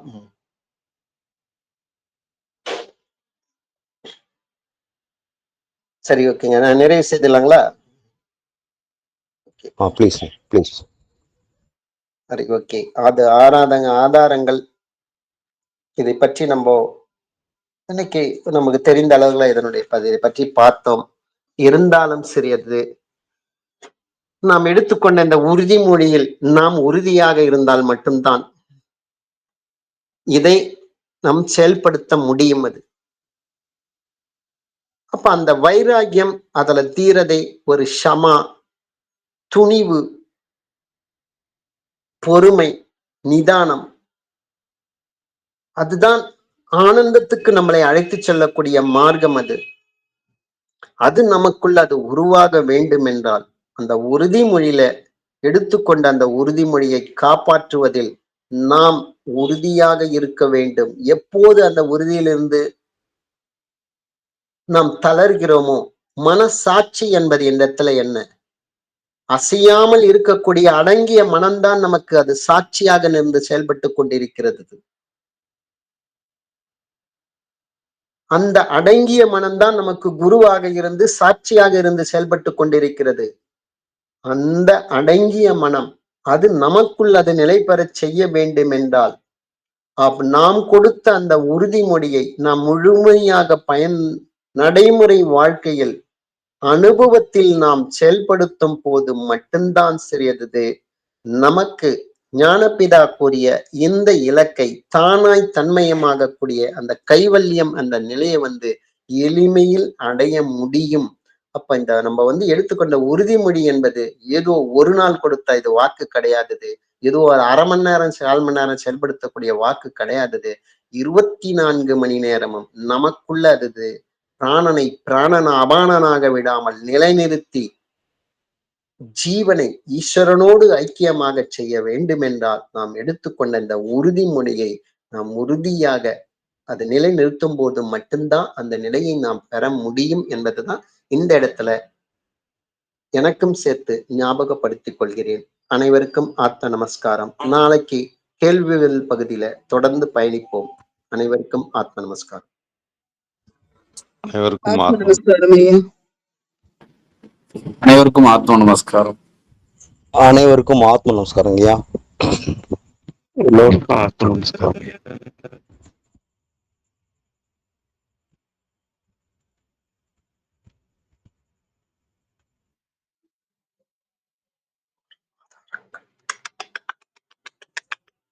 இந்த நிலையில் இருக்கின்றோம். இப்ப இந்த தியானத்துல இன்னும்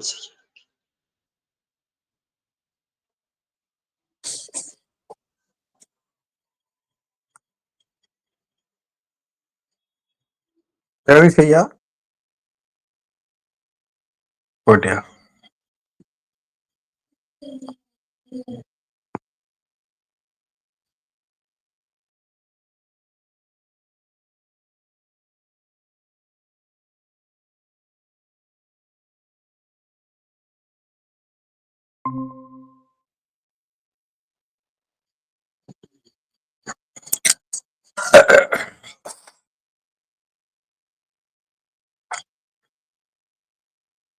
आत्म नमस्कार भैया।